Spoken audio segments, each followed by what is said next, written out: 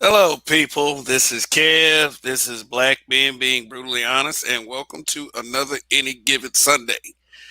All right, so you're looking at the title, and you're asking yourselves, some of you are at least, why would I be concerned about who is fucking who? I talk about dick policing. I've made several videos about it, so why should I care um, you know, if Sandra or Monique or Keisha wants to hook up with Brad or Chad or Bennington? Why should I care about that? To tell you the truth, I don't. I don't care who a person dates. I don't care who they love. But when it becomes an issue of race, I know what my boundaries were as a black man. See, here's the thing with me. Racism has always been a deal breaker with me. I mean, you could have been my white best friend for 20 years. You show that inkling of racism is over with. And sexual attraction, and this is just a standard I go by. Sexual attraction is no excuse for racism. It is not. It's not any excuse to deal with it. It's not an excuse as a black person what you've had to go through in this country for you to deal with based on sex is no reason for it. And I'm speaking as a black man. No, I would have never even to hate fuck. And I'm sure a lot of brothers have done this. And more power to you. I ain't mad at you. Hate fucking white girls who they think is racist. Hell, I think they got a whole porno series out about it. Don't ask me how I know. But I was just saying, based on principle itself, I'm not going to dick police you, but I'm just going to tell you that for me, at least, for me, that racism, like did that is sexual contact, sexual attraction, really is not an excuse to deal with racism. And I do believe that black men for the most part understand that. I don't care how many celebrity examples you come up with of black men being with white women. Hell, ask Alfonso Ribeiro,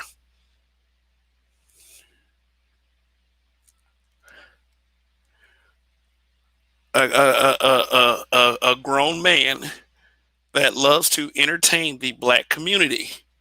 Loves it. Loves to entertain the black community. Loves it. Loves his people. Yet he comes up. He says, it was a couple weeks ago. Let me pull up that article. As a matter of fact, pull up that article so I can show it to you guys. Shoot, how's everyone doing, by the way? And as you walk in, please do hit that like button, please. Um, Also, chat mods. Your wrenches are active. So if you're a moderator in my chat, I got troll bombed at the end of a broadcast last night, and that's what the wrenches are for.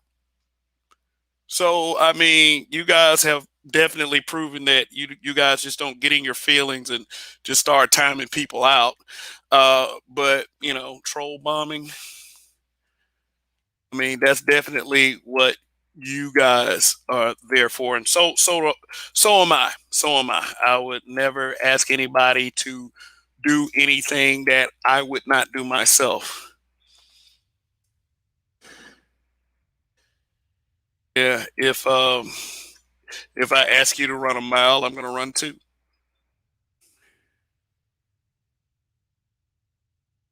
So just one moment while I pull up this article. Yep, yeah. I picked Black Enterprise. Hopefully, that's still black owned. Yeah.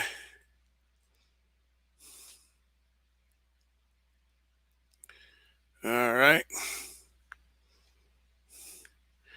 I'm doing this. I'm just saying these kinds of things and showing you these kinds of things just to prove a point. Because I'll get to the heart of the topic in just a second.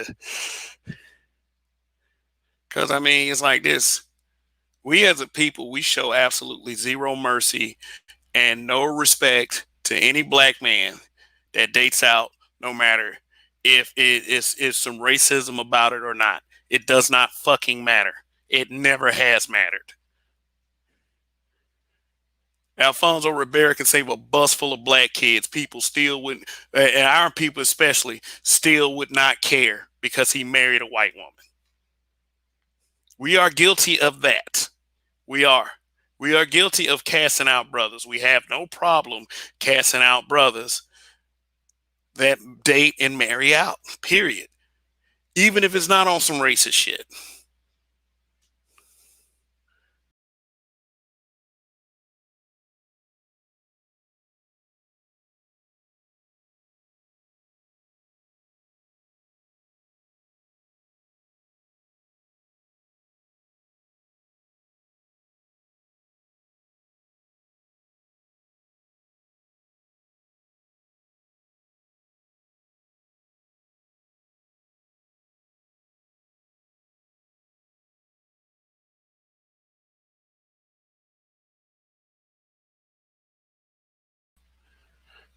Damn. I got, man, tell y'all something. I need some, sorry about that. I got bumped off. But I got 23 watching, so thanks for sticking with me through my technical difficulty. I appreciate that. But yeah, as y'all walk in, just go ahead and hit that like button. Let me show you what I was talking about. Um, hopefully this thing doesn't shut down again. Okay. So it says, and like I said, I'm gonna get to the heart of the topic in just a second. But I want to show you the other side of this first. Because let me tell you something, y'all. I never remember Alfonso Rivera saying anything bad about the black community ever. His wife is not on record of saying anything bad about the black community. It's just that we like to fuck with men who date white women. Period. It's not even a question of of our resolve. We treat black men who do this. We treat black men who do this like they're traitors anyway. And for anyone that has a hard time admitting this, then you're not based in reality. Period. You're not based in reality. You feel like that these guys, because they married out, are what do you call them? COONs. You call them like that. Alfonso ain't never did nothing. Never did nothing. So let me look at the title of this article again. Let me scroll up. See, Alfonso Rivera says he's not accepted by black people. Black Twitter reminds him why. I can't stand black Twitter. I'm not on black Twitter. It's a bunch of sycophants and people who uh, do things that they complain about other people doing. So let's see if there's any of these black Twitter tweets, because for some reason black Twitter gets to decide what black and what isn't. And okay, so here goes Dick Police number one, Lex. Maybe this is why we didn't care about your marriage or why you haven't been invited to BET. And that's TMZ. I'm not going to show a TMZ clip. Yeah, TMZ be tripping about this shit. They'll demonetize this video. And I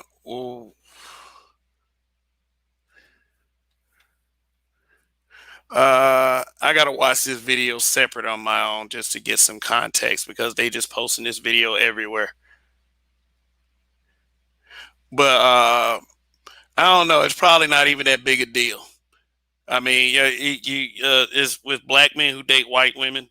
Uh, Head and shoulders is going to be made into a mountain no matter what.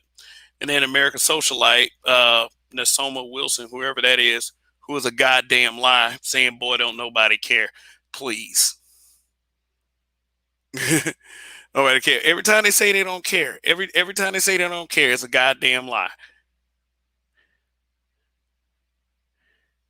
I really had to step back from my phone and process this. Yep, black girl magic. Nikki. Yeah, Miss Nikki right here. She looks kind of, she look like she's above that body mass index that everybody talks about. And it always be them. It'll always be them too. But I just wanted to show you this. I just wanted to show you this. I want to show you this to make a point. And the point is, if we're going to carry around this standard for someone like Alfonso Ribeiro, who has never, ever, ever said anything about the black community that is in a negative way until now. And it is a semi negative, but he's speaking facts. He's speaking facts. And there's nothing on him on record, like I said, his wife saying anything crazy or anything racist or anything like that. But see, here's the thing. They can go around like the our female counterparts, our supposed other halves, they can go around and screw anybody they want, whether he's racist or not. And I do have a few examples that I will be pulling up. But the primary nature of this conversation is because of, yeah, what happened with Kerosene.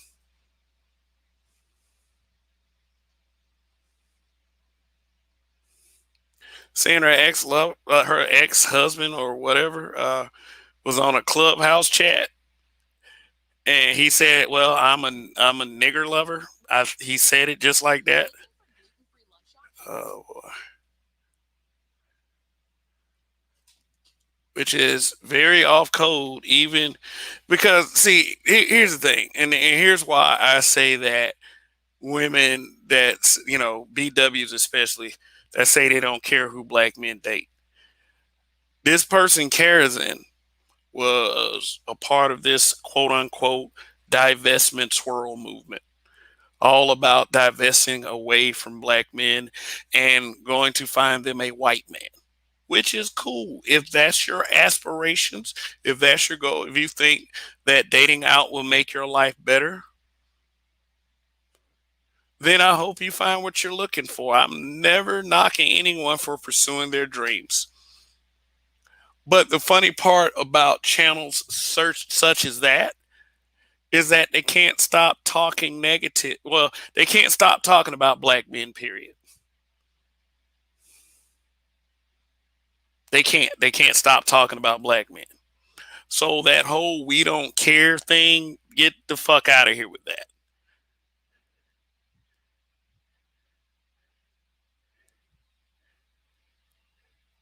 So, I mean, I think a lot of you would say, well, that's Chrislyn Cares. That's a person that she's known for that, her worship of white men. Um, you know, but that shouldn't be a problem, right? For her personally, which is great. But what are we talking about here? Are we talking about swirling and divestment or the acceptance of a dark shadow that has been over this culture in this community in this country's history for hundreds of years? Racism. A lot of people don't want like racism is a very uncomfortable topic for a lot of people for some reason. A lot of people want like they have this thing called critical race theory that they want erased from the books. And it seems like there are a huge number of black people. Of course, a lot of white folks because I get them because they don't want to have to accept the fact that their grandfather and grandmother, people they love and respected, were horrible people as far as their racism. So I always said that they would love for that to be erased so they won't have to think about it, how awful and garbage people was.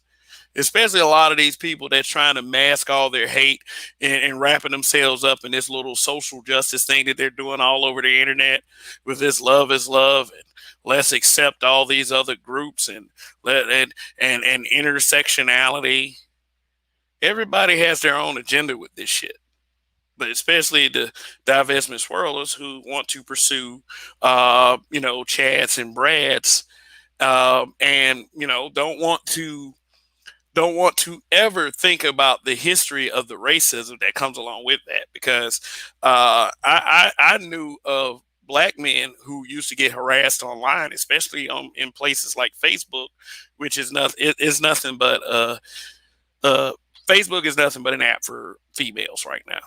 Is very is kind of like it's infected Facebook, it's infected Black Twitter, it's infected Clubhouse. Um, yeah, they used to stalk guys, who with this shit, who were dating and married to white women. But one thing that I learned, and it was a very swift lesson. It was a very swift lesson. I don't care if the nature comes from trolling or not, because honestly, truthfully, yeah, trolls exist in some senses. For someone to come out straight out and say how they feel about certain things, that ain't trolling. Because guess what? And I know that tit for tat gets somewhat tiresome. If black men do it in the same tone, we are seen as bashing women. We are seen as hating women. We hate our moms. You know the whole spiel, shebang bang. Your mama black. We hate ourselves. This is rarely to never seen as trolling.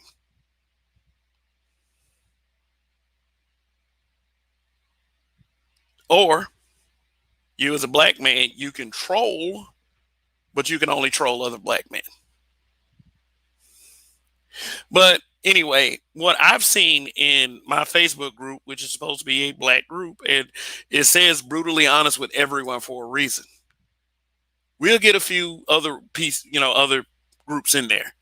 And the one thing that people always used to ask is, what are they doing here? Why are they here? And then, like, I used to always respond to this with, what are you trying to hide? You trying to hide something? You got some kind of military strategy going for taking back our community that you don't want them to know about? Because all I see is this quote unquote trolling. But here's my point of bringing other races up that used to be in that group. We used to have a few that used to come in and just used to trash black men, and they used to do it in kind of a racist way. There was one white guy. Y'all in here, y'all picking on these women. uh, uh, well, that guy in particular wasn't white.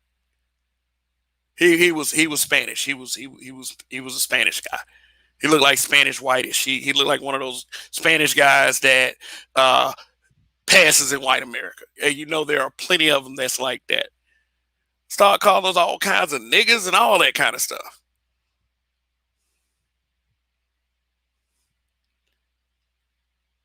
But since we don't pacify female feelings in there, well, some of us don't. There's a lot of black men that do pacify females' feelings in that group. That will never be acknowledged by the females because, of course, you're a black man, and that's one thing I'm trying to get some of you guys to realize, that basically on the precedence of you being a black man, that you're not going to get that respect no matter what you say and no matter what you try to, the messages you try to convey. Some of y'all don't care. Some of y'all are like, which one is it that likes to deal with pain? The sadist is the one that likes to deliver in pain. The masochist is the one that likes to take. Yeah, you guys are like masochistic. I hope I got that term right. Please forgive me if I didn't. I'll look it up later.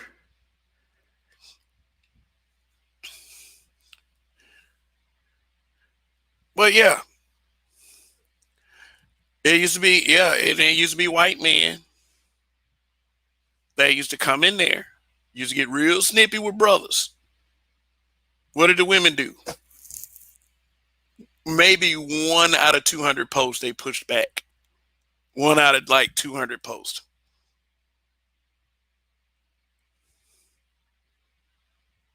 One came in there just straight inward, inward, inward.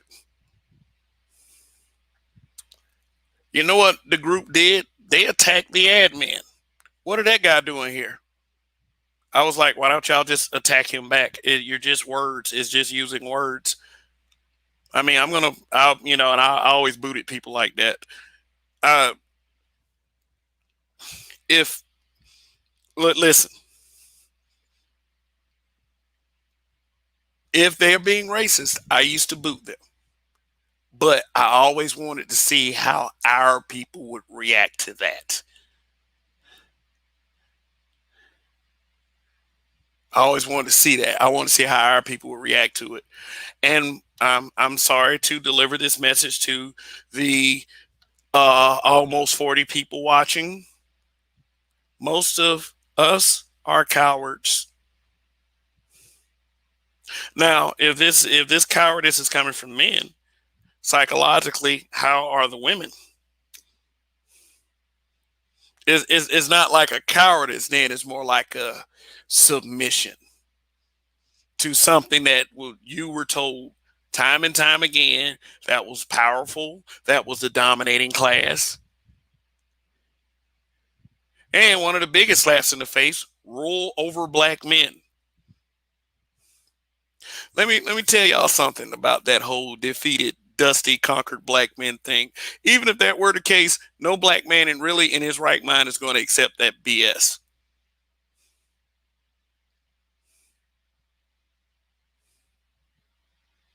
Because see, when okay, let me go ahead and be a little bit more candid. When bitches say stuff like that,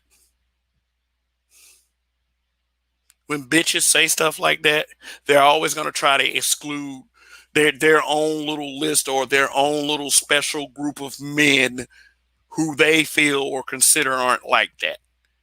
Otherwise, they on top of this whole narrative of black men are dusty, defeated, broken, conquered, even though black women are still giving birth to those guys and raising them in a weak ass way. I'm not afraid to say any of this. Even some of the guys in my Gen X generation, because that's when that single mom shit started making its upsurgence. Even they were kind of pussied out. Even they were hyper emotional. Even they were on a path to where they were losing. So, any of you millennials out there or Gen Zs that has any complaints about Gen X, yeah, a lot of that shit started with us from boomer parents. Our foundation was weakened, and we let it get weakened.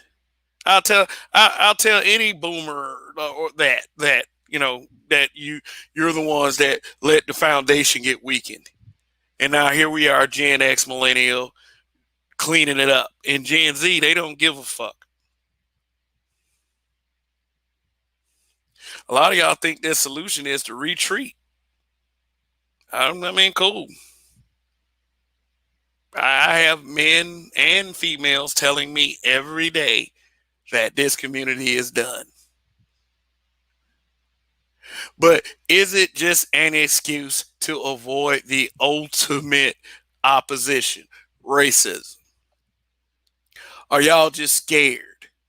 Are y'all just going to submit because you feel defeated and the dominating white man is more powerful?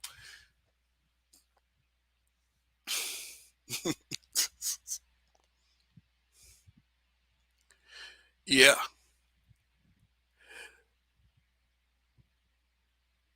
So let me show y'all some evidence. Let me show y'all some evidence of my claim.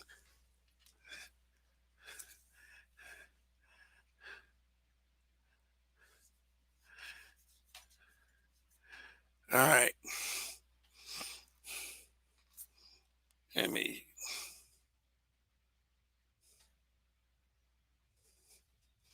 Mm. And the one thing that used to be confusing about these kind of things happening is you got this huge thing in the black community, this huge understanding of This whole voting Democrat.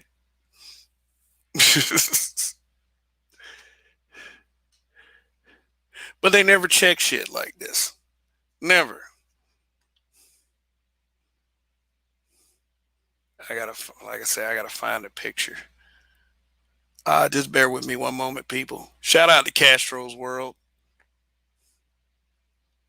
I'll see you down there.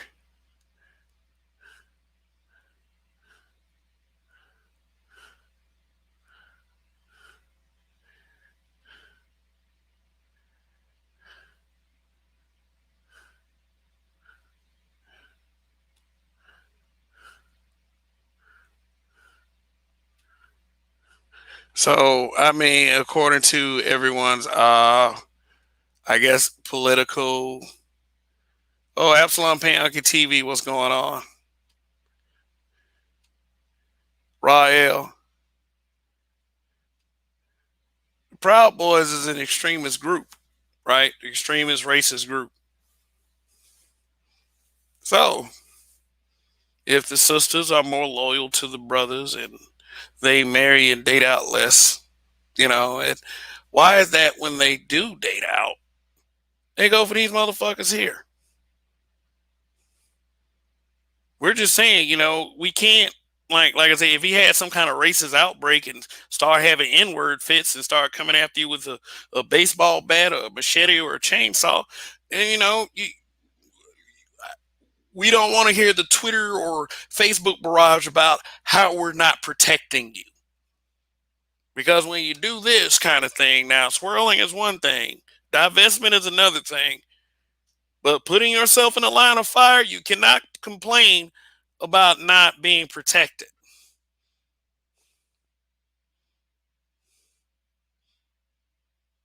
This bullshit right here. Look at the baby. I stay away from making fun of kids too much.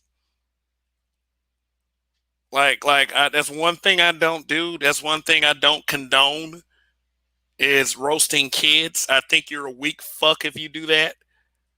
I mean, Ice T kid. That was like okay. The kid looked like the kid looked like Ice T. People were doing chops and stuff. That kind of thing was fun. But the look on this baby's face says it all. It's like kind of reminds me of Gabrielle Union's baby. Like how that little girl just keep like, okay, there's some weird shit going on. Hmm. Let me see if I can bring up another one. And this in this particular case, this woman isn't exactly a dose, but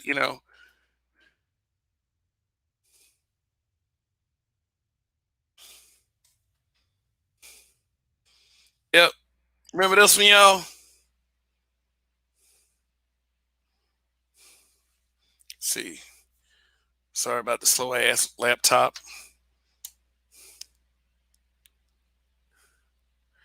Said dad of biracial YouTube stars, the McClure twins, apologizes after racist tweets resurface.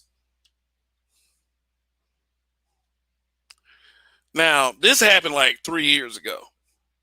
Now they the yeah, this July 16th, 2018 is the date of this article. The video is no longer available. But let's see. Just giving you a little let me see if they have any of the racist tweets, so to speak. Yeah, look at that. Look at that. That's what they say has us conquered. Look at that picture right there. I mean, let me ask some black man that's watching this broadcast right now. Do you feel conquered when you look at that?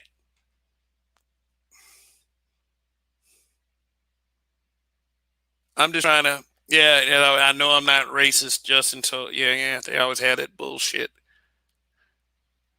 I don't see any of the tweets though. He might erase all of them. I mean, yeah, but he said some wild shit though. He said some wild shit, and like anybody who was on this story, let me X up out of there. See if I can find another one. Uh, let's see.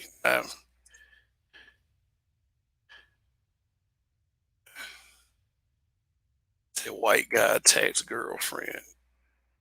That girlfriend. Let's see. Let me just type that in and see what I can find. Just to show you something, because you know what they say, Google is your best friend.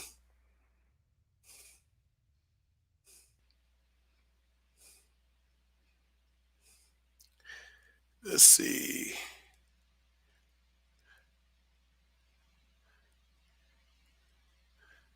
I'm trying to find a particular story.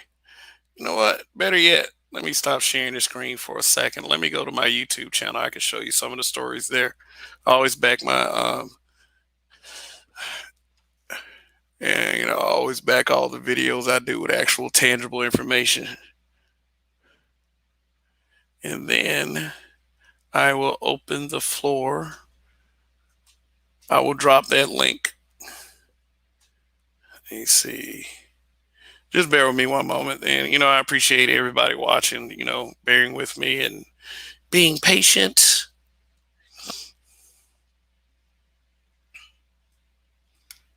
You know, just want to let y'all know that I don't come here to make fun of our quote unquote community.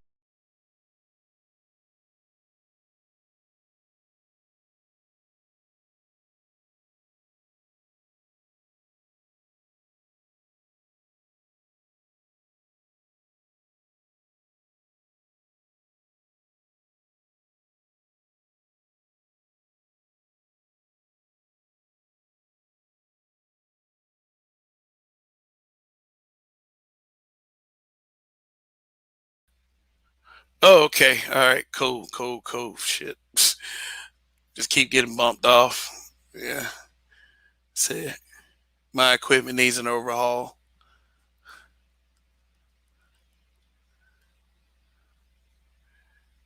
Let's see. All right. Ike Jimmy, I see you down there. What's going on? Say I can show you better, show y'all better than I can tell you. I did this kind of thing before.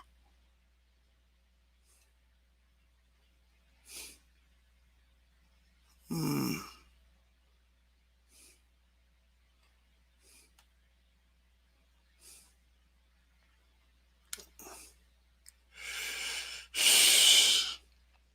Yeah, no secret. Whenever I have I mean, I don't care if people date. Whenever I have the opportunity to make fun of a swirler, I will. And most of that comes from the fact that it comes from a hypocritical place. That's all. Where is it? See, I have to look for it, which means I don't do it that often anyway. We're looking for racist examples because I could bring up Chad Wheeler.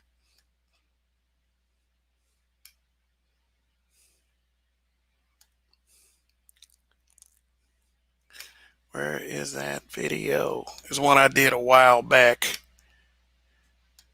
Basically, the video is about this particular BW wanted her boyfriend to say racist things to her in the bed, and he smacked her instead.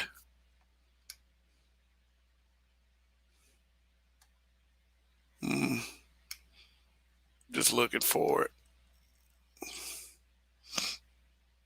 And I've got known brothers too about this shit.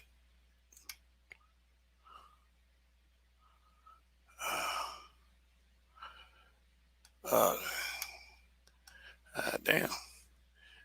See, this is the part when I started to realize I've done more broadcasting videos than I actually thought I did. Damn, I'm looking through a lot of videos just to find this. All this to prove a point.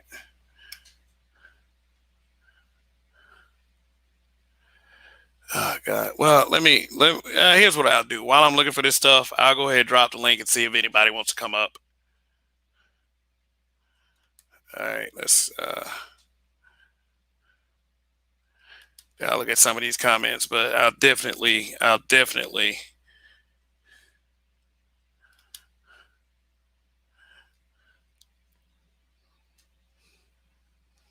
All right, let me go through some of these comments.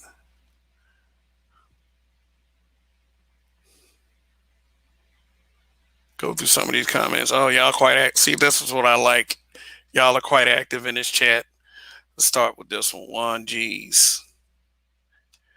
Nick O, what's going on? Respectfully, we as black people struggle with the very elementary things that do not confuse even the dumbest people from the other races. Damn, that's below the belt. But hey,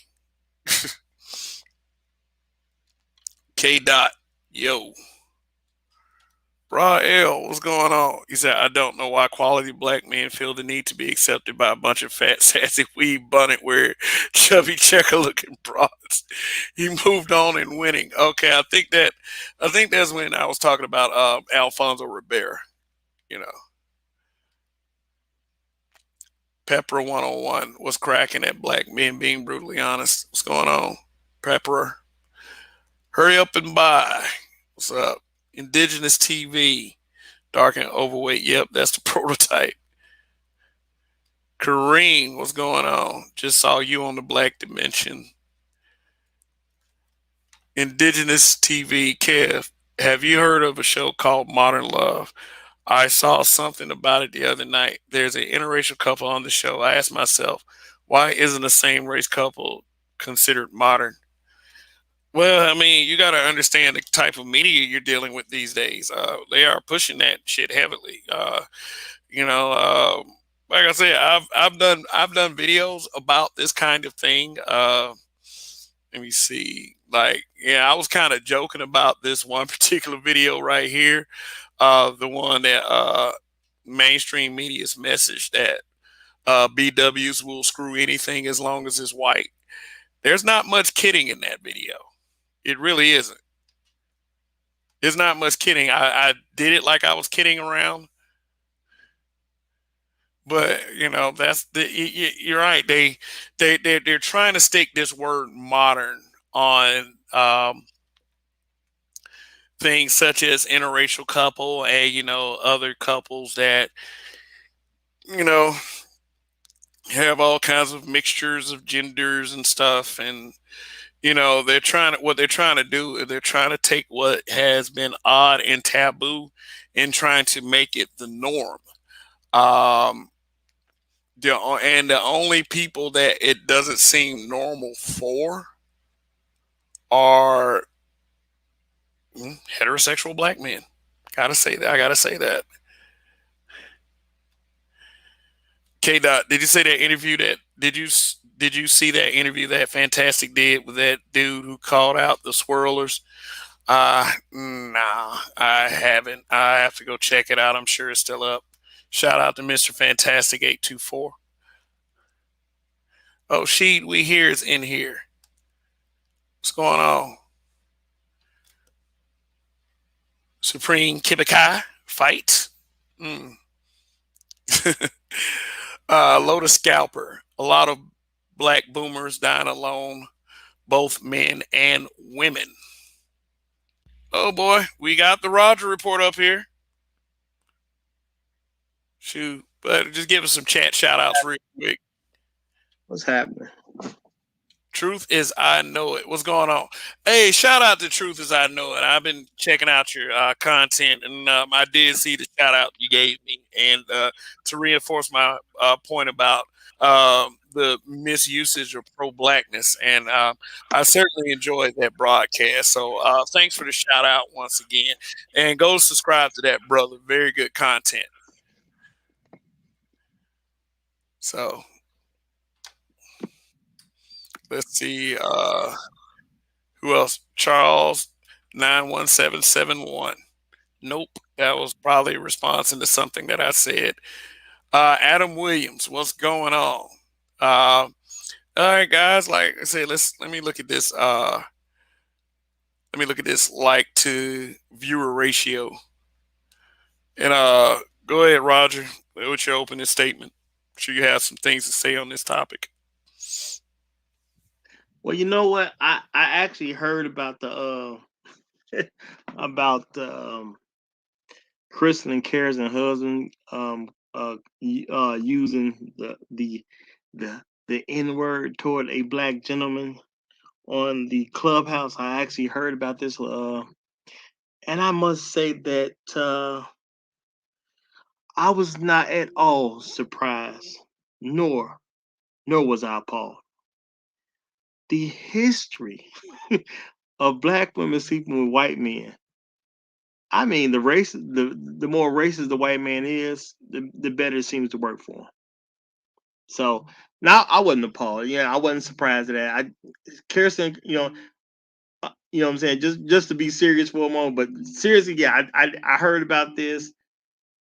I know some people may act like this is something shocking or anything like that, but man, you know how many stories I heard about a black woman being with a white man and the white man being racist.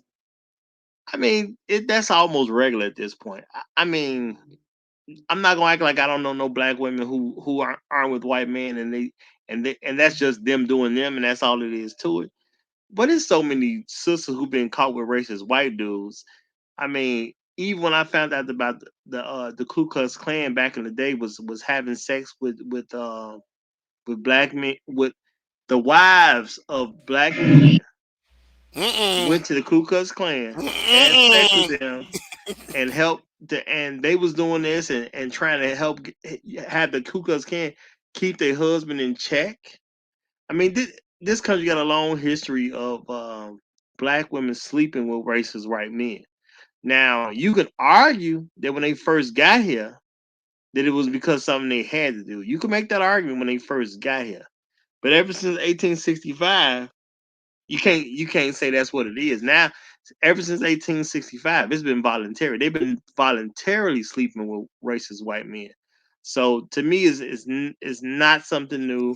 I'm not gonna act like I didn't know about it. This is par for the course to them. I think the reason they sleep with racist white men is because they find them to be more attractive than non-racist white men. Racist white men in particular.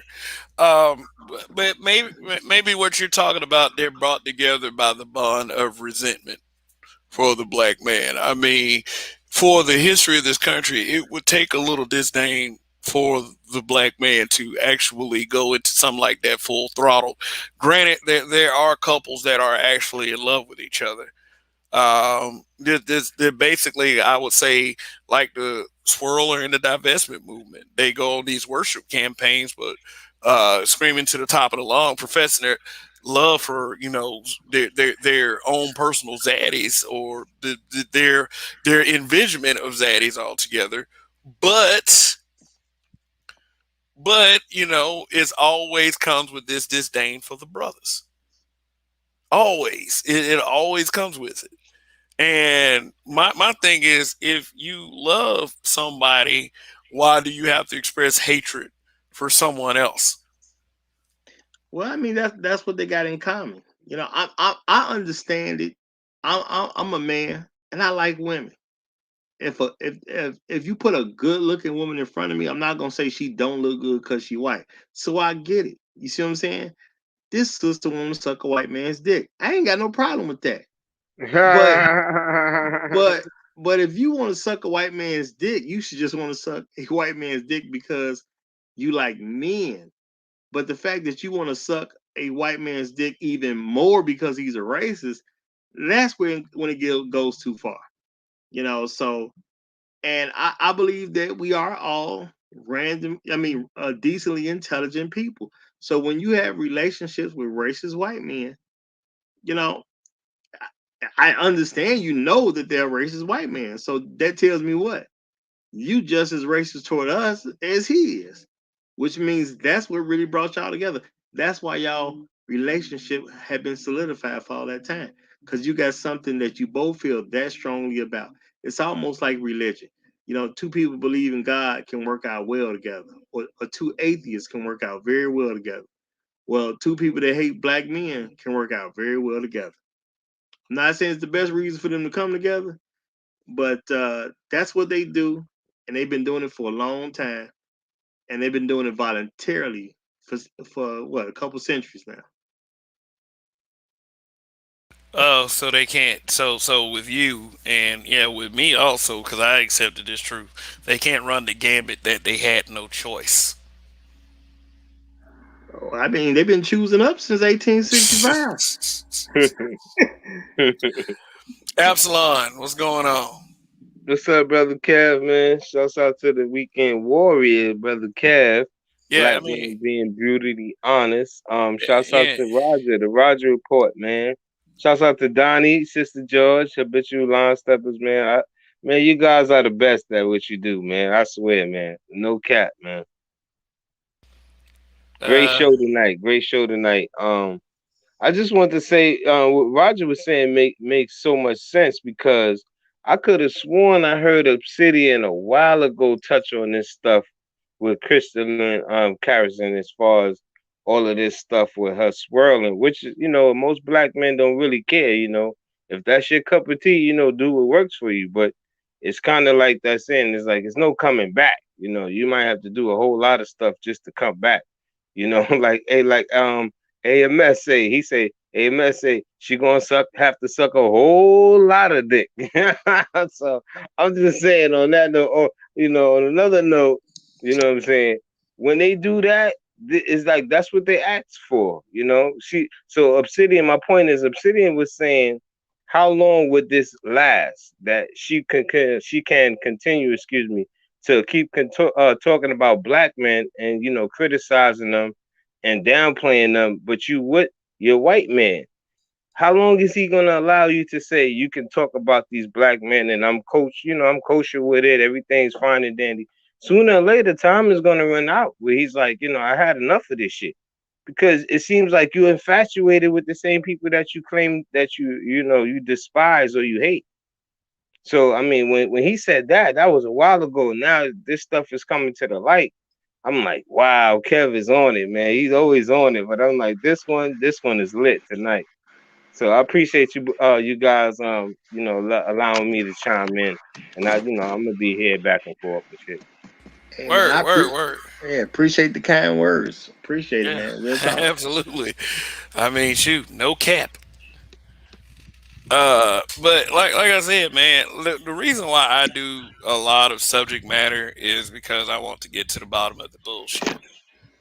Is it's I understand if we did something to affect the lives of someone in a negative way, but it seems as if the choice is fully yours when it comes to these types of things.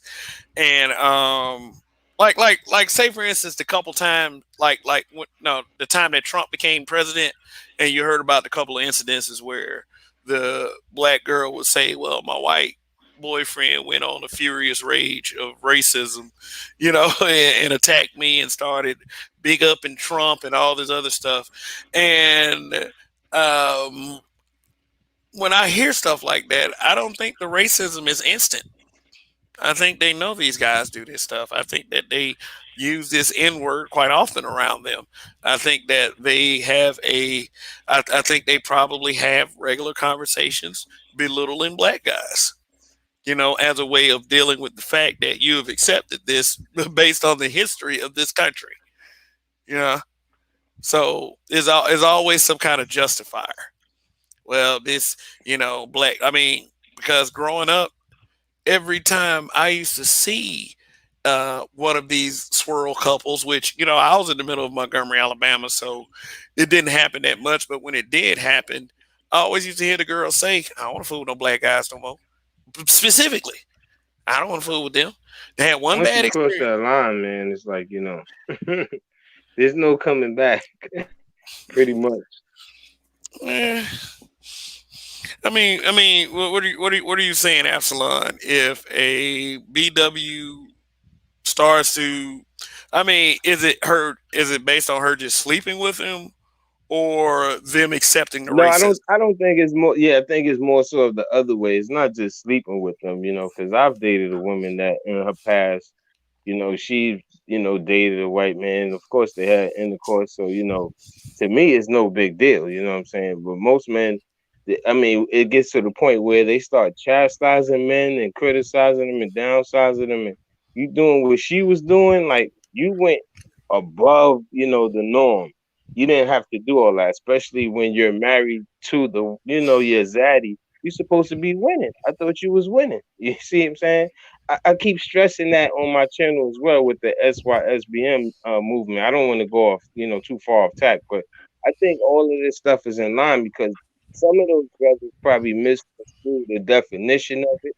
I understand they want to date women from the Western, hemisphere, whatever America. That's understandable. But why are you talking about them? You spending most of your time talking about these people, these women that you don't want to date, and it's kind of like what Kristen and Carson was doing. It's like, come on, like, do you like eggs on your face or what? That's what you asking for. Yeah, I did say that earlier in the broadcast. I mean, like, with the brothers and such, that it does absolutely nothing for them to date out and then, start shitting on the sisters. It's no better than what the sisters are doing. But the thing is, though, it's so prominently featured by the sisters. J Bones, I'll let you up, man, as soon as you can connect your device. I see, you know, I see you back there. So, but it is Roger had a very strong point earlier. They don't just choose white guy; they will choose the racist one specifically, brought together by disdain. Well, that's how you know it's real. It's one thing to claim you're in a relationship. It's another thing when you can show that there's real feelings in that relationship. And what better way to show how you really feel than to find the racist white guy? Because another white guy just wouldn't do for you. You had to find your racism. Because I'm not one of those people who just believe that all white people are racist. I don't believe that. You know, I know they're out there. You know what I'm saying? But I don't believe all of them racist. So I do believe that they go through an effort to make sure they get a racism. You go to the racist area. You might have like a racist area of town. You may have you may know a location that a lot of racists hang out. You may know of a particular bar. You know what I'm saying? But you go through the trouble to make sure you find your racist. And I mean, I can't tell you how to live. You do what you do, but it is what it is. So, Roger, do you think they intentionally know that these guys are racist, or it's just so like they just want a white zaddy so bad that they be like belittled when they find out, oh, this guy's a little extreme. You know what I'm saying? When it's too late. You see what I'm saying? Like Kristen and Carrison, it's a little bit too late now. He already probably told her enough with this black. You know, you're going so so addicted to it. So, I mean, do you think it's like that what I'm trying to say is like their infatuation for the white man is so real that they don't even see towards the racism part. Does that make sense? Well, it's not racism to them as long as it's aimed at a nigga. Cause see, Mhm. in their world, they ain't a nigga. You know what I'm saying? They trying to separate them being black from the rest of us being black. So they women are constantly telling us that we are separated. Like I try to act like they are women, and I know I say that as a gift to black women. But they go through a lot of trouble to make sure that we know that they are a whole separate group of people. You know what I'm saying? So they go through all that trouble. So when they see white men calling black folks racist, I don't think they want to admit in their mind that they're included in that comment. And at the end of the day, it makes them more comfortable. So you think about it yourself. If your girlfriend was racist, would it take you 6 months to figure it out? Would it take you a year to figure it out? Maybe a year and a half. And when you figured it out, No, would you not keep at on all. dating them? Exactly. So it, the same thing happening for them. You can't tell me these people that are in intimate relationships, and a lot of them be living together and everything. Sometimes they marry, sometimes they not. But how can you be in a relationship, intimate with somebody, having sex with them on a regular basis, and have no idea that they're racist? I don't I think that's really mean, that possible. makes perfect sense. Let me just get one more sentence in. It makes perfect sense, Roger. I 100% agree with you. But then I'm saying, like, however, I don't really say want to say, but however, I'm saying that aren't these the same women that call like Kevin Samuels channels up and other people channels and they say, about their previous baby daddies who they say wasn't this and that, they wasn't the one who they wanted. It's like you dealt with this person for how many years? You had a baby by them, and now you saying that he wasn't the one for you. So it's like either way, it's like we slice it. Like you still should know you're dealing with a species that's like she really doesn't know what the fuck she wants. You see what I'm Well, saying? I think she does know what she wants. Now, I'm not going to put that on the women that call Kevin Samuels show and think that they're people who were swirling and it didn't go right. I haven't seen that myself. So I'm not going to put that on those women. But at the end of the day, a lot of them are calling because the guy they dated wasn't a white man. If you listen to any reasons of why black women broke up with their boyfriend, their fiance, their husband, usually it's something about him not being a white man. A lot of folks just can't tell that that's what she's saying. One of the things that women say a lot is finances. I broke up with my husband because it was finance, or I broke up with my boyfriend because of finance, or my fiance because of finance. She been knowing how much money he made. She didn't break up with him over no finance. So She broke up because he wasn't white. She teach. just ain't come out and use those words.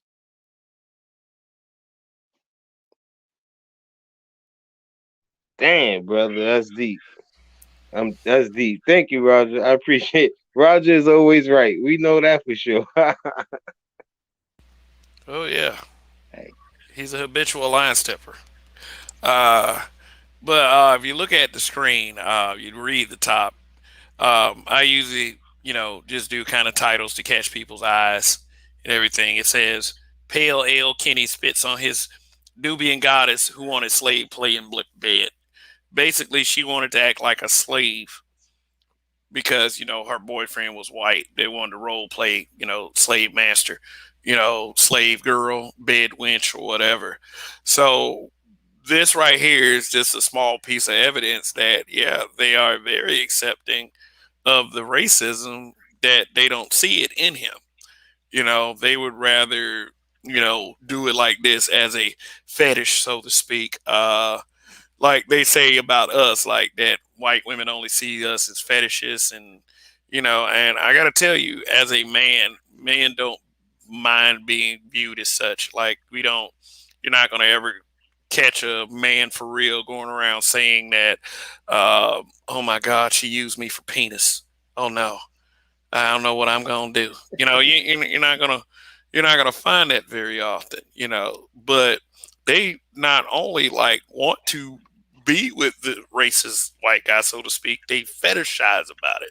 This is the whole, like, sometimes women do feel, and people are gonna take this the wrong way when I say it, is like they do feel a little, I guess they are better freaks when they are vulnerable and feel somewhat powerless.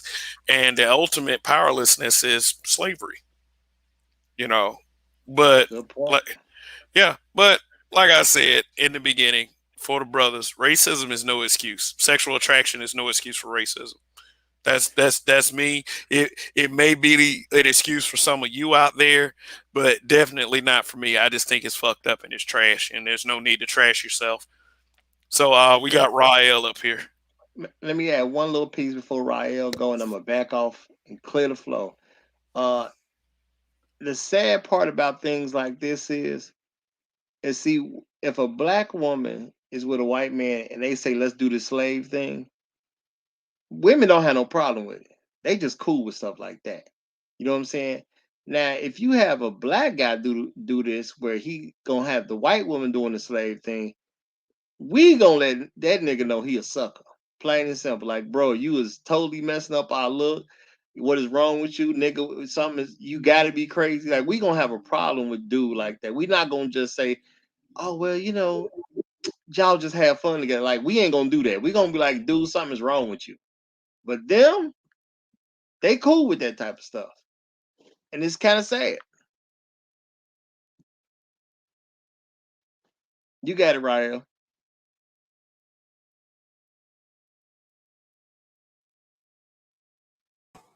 Peace, Kevin. Peace of panel. Peace of chat.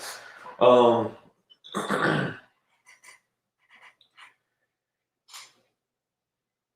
there was a scene in the movie Django, whatever Hey, that. hey, hold on 1 second. I thought I was talking. Shannon B. I just want to shout him out for a second. He said this has to be the dumbest stream I've heard in my entire life. Y'all actually think white folks give a damn about Nick?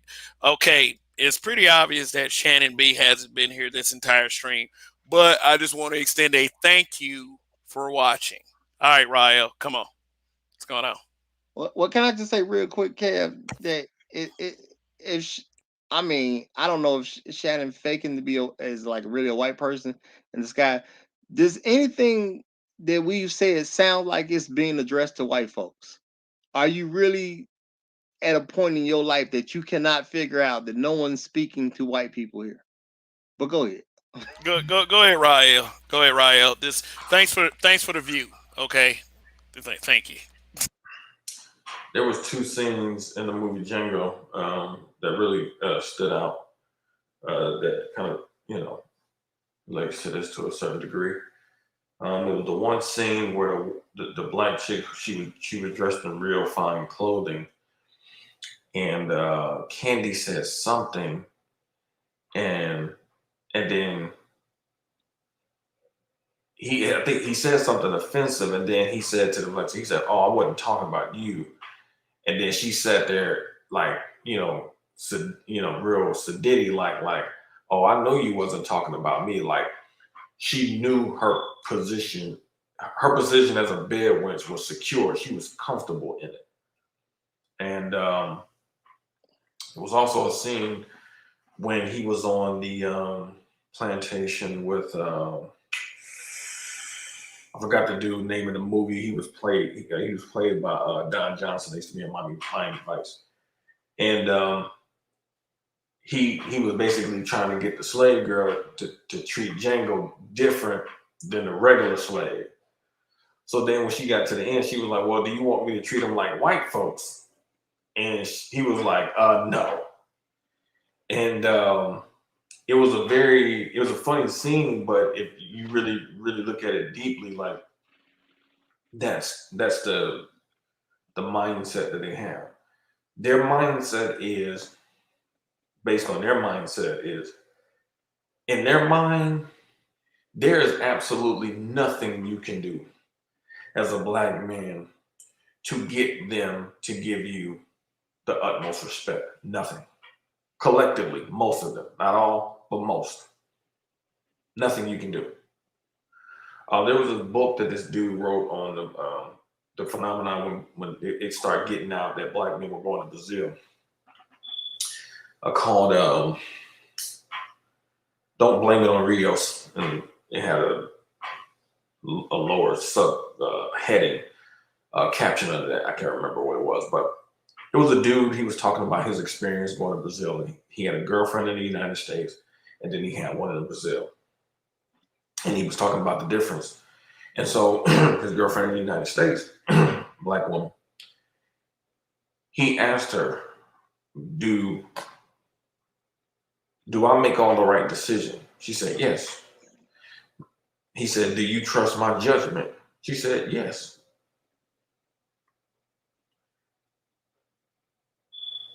Do you feel? I think he's like, "Do you feel comfortable? In terms of how I do things, in terms of leadership?" She's like, "Yes." He said, "So why can't you give me the utmost respect then?" And he said his girlfriend's response was, "If I gave you the utmost respect, it would lessen me as a woman."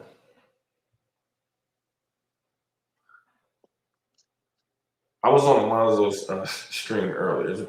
It was a long stream. I don't think he intended it to be this long. He had a black chick come up there.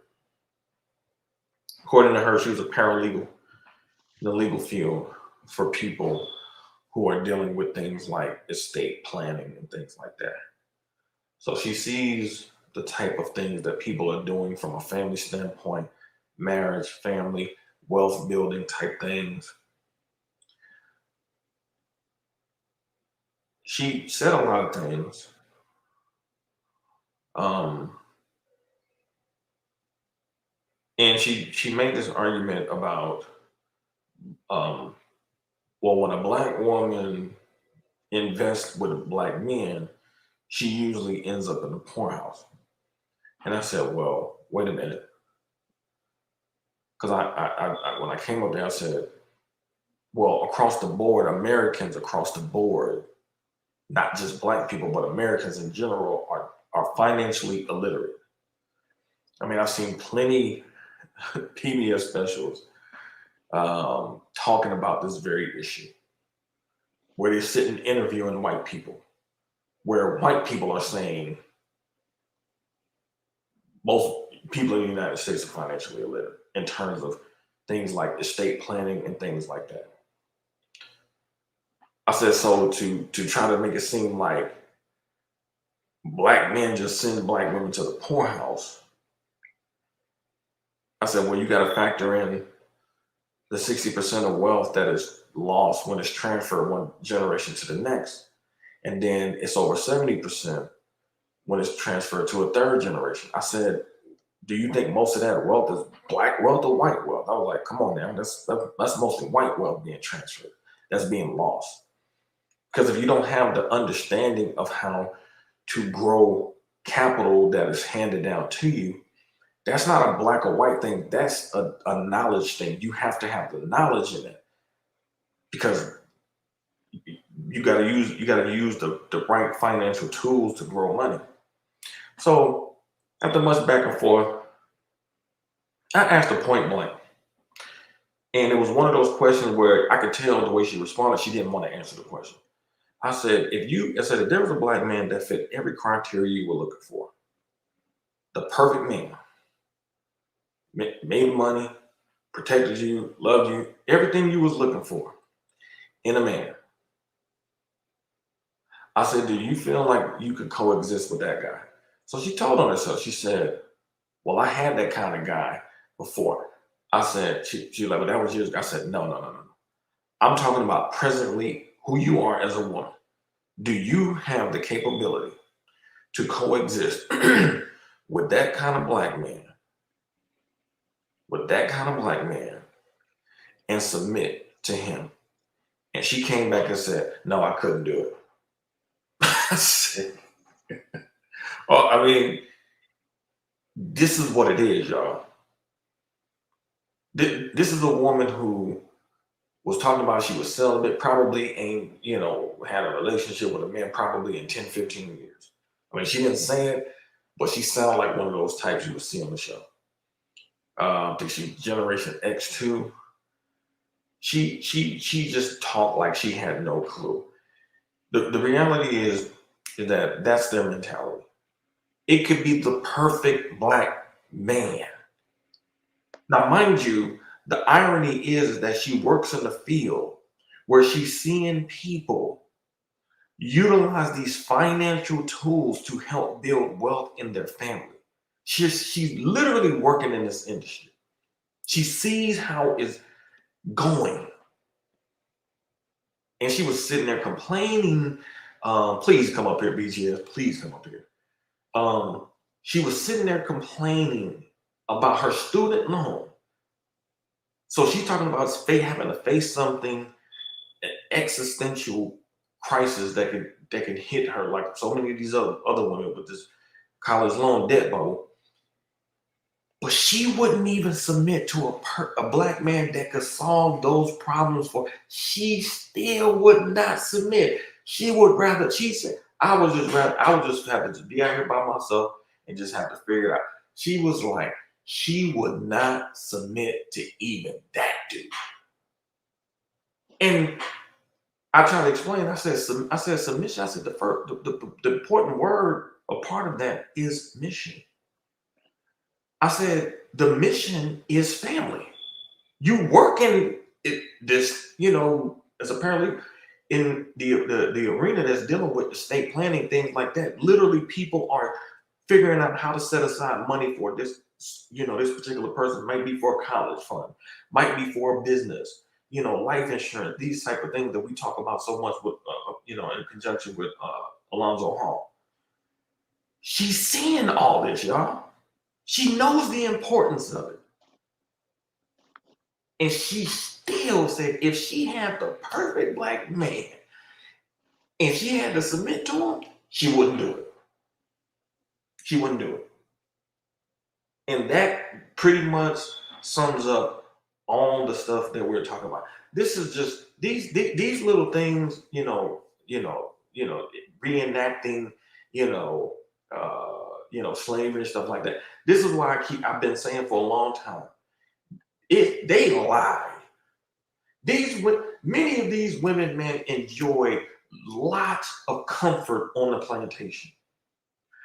The fact, because out of one breath they're talking about, well, y'all couldn't protect us on the plantation when we was being sexually assaulted. The next thing they're reenacting slavery. I mean, which one is it? Either you was being physically accosted, or y'all enjoy that shit. And the reality of the situation is that they prefer to be in that role, being close to white Zaddy and white mommy, because we can't forget about the white female either. Is more, it makes them feel more complete than being free with black men. I mean, this woman lived, I mean, she said if it was the perfect black dude, she still wouldn't take him. If y'all don't believe me, you can go to his channel and you can listen to it after I get on there. And I specifically asked her this question because I knew what the answer was. I just wanted it on the record. And she came clean. And it's just like I agree with BGS because I said this years ago. It's not even the fact that you know, um, that um, about them changing. Like I don't even believe they really can. I think this stuff is just so ingrained in their DNA structure, man, that they just are not going to really change.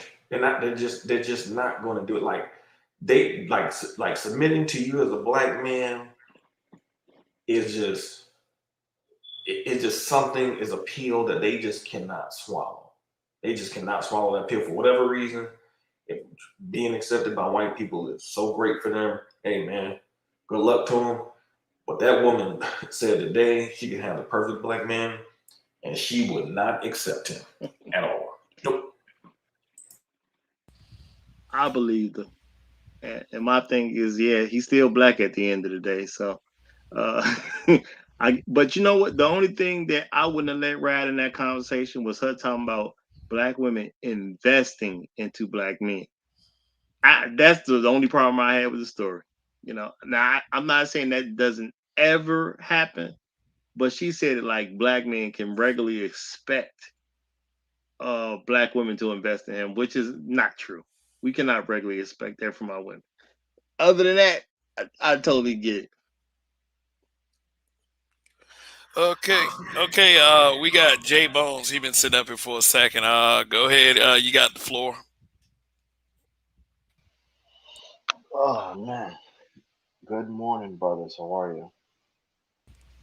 Morning. Doing well. Good morning, good morning, good morning. I'm sorry, what do you call it? You I'm on gotta speak London. up, J Bones. You gotta speak up, family. Hold on for a second.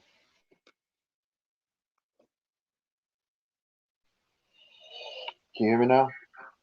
Yeah, yeah, yeah. Yeah.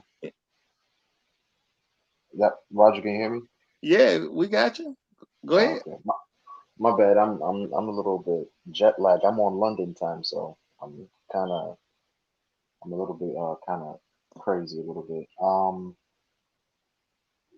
Indigenous TV said something very interesting in the chat earlier, and I was it kind of it kind of it was kind of relevant because I actually met her at the airport. This was because her husband lives over there in London, and I fly back and forth a lot. Indigenous TV said something really interesting. He said a couple of years back, if y'all remember, the rapper Eve, she said that she was dumbfounded when the Black Lives Matter movement started, and she was having a conversation with her white husband, and he was confused about the fact that she didn't she was confused that this white man didn't understand that the police shoot down black people in a racist manner. Like the way she explained it, like it was so funny. Like she was like, I was so surprised that my husband didn't know that racism is a real thing.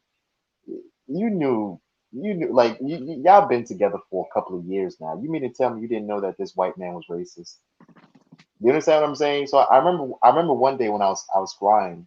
I fly British Airways a lot, so I was just sitting there and just looking across from her, and I was like, it just came to my mind, and I was like, this is kind of funny. So when Indigenous TV said that in the chat, it just popped up in my head. If you go back to really look at some of these situations, like Rael was talking about the plantation uh, rotation that happens with the sisters, this thing is nothing new at all. I remember BGS said something very interesting. I think this was about 2 or 3 weeks back on Roger's channel. BGS was talking about how Sojourner Truth blocked a blocked a situation that would allow the majority of black men to even come into office. This is back in the 1800s.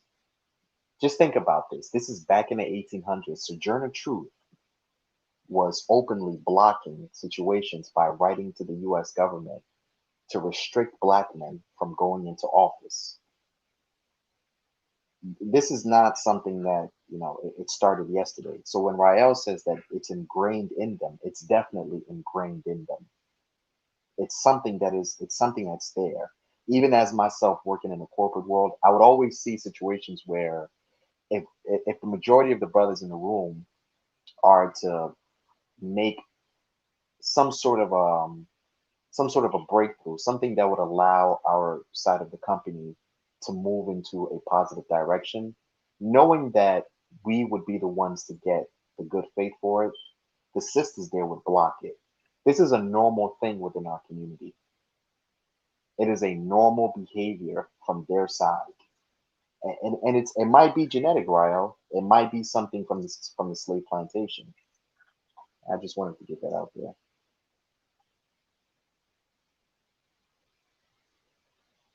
Yeah, I pulled an article up on the screen.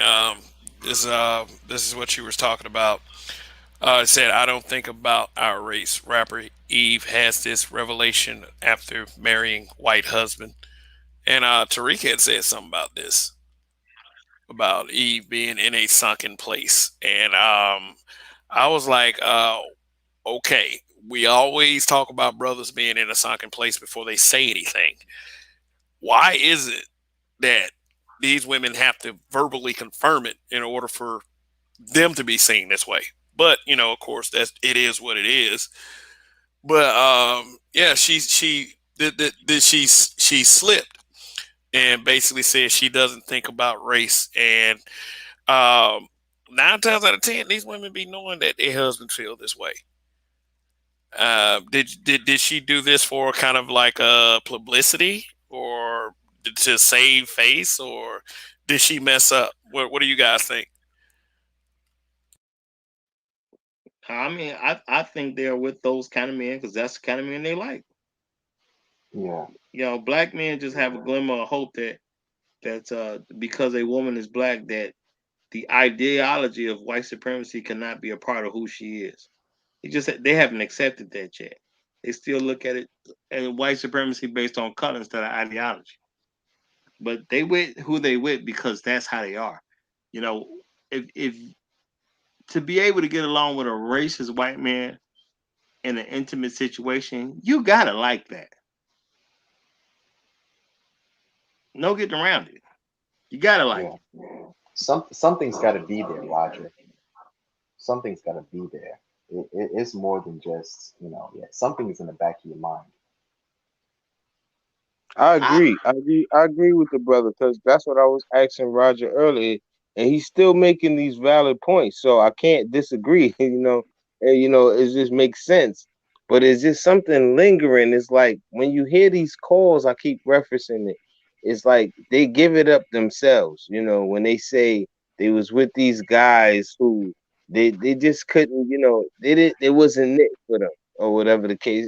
They could just word it so many different ways, but basically they would have babies. Let's just for say, for example, with a Pookie and a Ray Ray, and then they say, well, oh, I was young, I was dumb. So it's the same thing with these guys. They just don't know. Obviously, they don't know. It's like you just wanted to be with Zaddy. Maybe it was a trend. Maybe it was an inner calling for them to say, I want to be with, my Zaddy, my capturer. That's what they wanted to do. So for them to make an excuse, it's no excuse. It's like it's either one or the other. Either they knew, and that's the point Roger's saying. You see what I'm saying? Either they knew and they signed up for it, and like Eve, she was perpetrating the front, or she really didn't know. It's like it's that simple because how can they be with these guys who are lower level Pookies and Ray Rays and said they didn't know who these guys were, and then at the same breath say you didn't know who these zaddies are? It's like it got to make sense. It's just that they just don't know, or either they playing the game, and I don't think they're that good at playing the game that well. Well, let me Yeah, say this. it's Let me it say makes this. sense. Nothing I'm Go ahead. saying suggests they don't know. I'm saying they do know, and that's why they with They them. do know. Yeah, They yeah. I do Go ahead, mean, know. Ryan. well, the I had an ex who used to read Essence magazine a lot, and it was a comment that saw on the website that she saw on the website, and this was years ago, and this was from a black chick, her something that she was quoting her grandmother as saying. She said her grandmother said, "A black man and a white woman together ain't shit, but a white man and a black woman together can rule the world." Now, this is what she said her grandmother said. So, at this particular time, her grandmother had at least be in her 60s and 70s. So, you're talking about somebody who's coming from at least at that particular time, I forget, probably silent generation. What secrets did her grandmother know to make her make a comment like that so confidently? You know what I mean? Like, that's a hell of a statement to make. It's a hell of a statement to make as a black female. You don't say no shit like that unless you know some real deep, dark secrets. And when I read that, it blew my mind because I was like, what? Because back at that particular time, I was coming out of that pro-black stuff, so I was still kind of on it. So at that time for me, I was like, what kind of shit is that? But the fact that that's the thing that I appreciate about social media is because this is the one place in our whole entire history where they actually be honest because they don't feel that there's no repercussions for the honesty. I mean, there is. It just might not be in their personal space at that particular time. But when men see comments like that, you know, they don't understand that that's going to shift black men's mindset who see those comments, who hear those comments. They're going to be like, wait a minute, what? And so that's why they're in such a discombobulated state when they come in these spaces because they don't like they don't like the conversation because this is the one space where they're not put on a pedestal and catered to. So now the cognitive dissonance is going to kick in. You know, because the cognitive dissonance and you got the narcissism. Man, that's a powerful combination. So they're reacting like initially like, man, these niggas don't know what the hell they talking about. But so many dudes is locking in on a certain code. That's like, I'm not I'm not signing up for that. This is why the Z's man are not really hearing this stuff because they've seen enough. You know what I'm saying? They've seen enough of their brothers, uncles, and dads sometimes. You know what I'm saying? They homeboys. You know what I'm saying? Older dudes go through this nonsense. You know what I'm saying? And people, when people say, well, do it for the black community's sake, they looking at the shit like, man, what the hell community you talking about? What you looking at? And What so community? for a woman to make a comment like that, to feel confident to say that to her granddaughter, that to me spoke volumes, because that let me know that there is a whole pocket of information somewhere, some book or something that these motherfuckers is operating on, that is completely diametrically opposed to what black men's goals are. Black, if you ask most of the black men, it's like I was saying on Alonzo's show earlier. Most black men are family oriented, marriage oriented. Even in spite of all this stuff, even with women with green eyes, blonde weaves, and contacts, and lace fronts, and all this, black men are still family oriented and family oriented. These women are the complete opposite. They do not want a family structure. I mean, that woman, she proved it today. That's not what she wanted. She did not want that. And she spoke for many of these black females out here. They come to Kevin's show because they're looking for a way out of their monetary their monetary issue. But they're not wanting a man. They just want the wallet.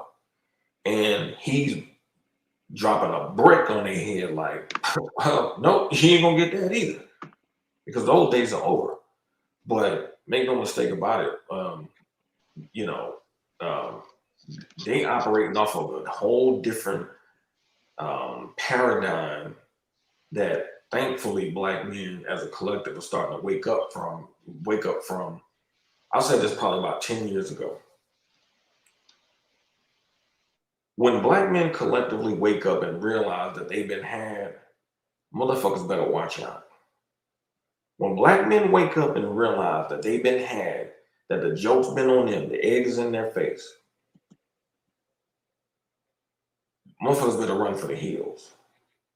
And that's the direction I see things heading in, for the men, because it's not necessarily that, they're going to get violent or anything like that. Man, they could just walk away. And for a lot of these women, that's going to be a brutal awakening. Like I was trying to tell a chick on the show today, like, these women are facing the prospects of being homeless for 20, 30 years of their lives. At the end of their lives, what are they going to do for money? And even with that on the table, motherfucker said, I'll just take my chances then. I said, God damn. Motherfucker said, I'd rather take my chances. I'd rather be outside in the cold than submit to a black man. I said, God damn. It's what's his name? Oh, my bad. Go ahead, Roger. Yeah, now let me I let me let me let me let me let me read this super chat real quick. From Gilgami, thank you for the support of the channel. So don't be shy down there. If y'all want to throw a little something in the pot, you can. But Gilgami says, in my ears, it implies that black women worship white men more than white women like white men. That they would be better white supremacists than white women and would support white men, and better than white women support white men. Something similar happened elsewhere at Rael. Okay. Also, thank you for the likes. I have 78 likes so far from what I've seen, but I got over 100 watching. So get those likes up. And I also have 2 dislikes. So y'all know what that means. Sound bit.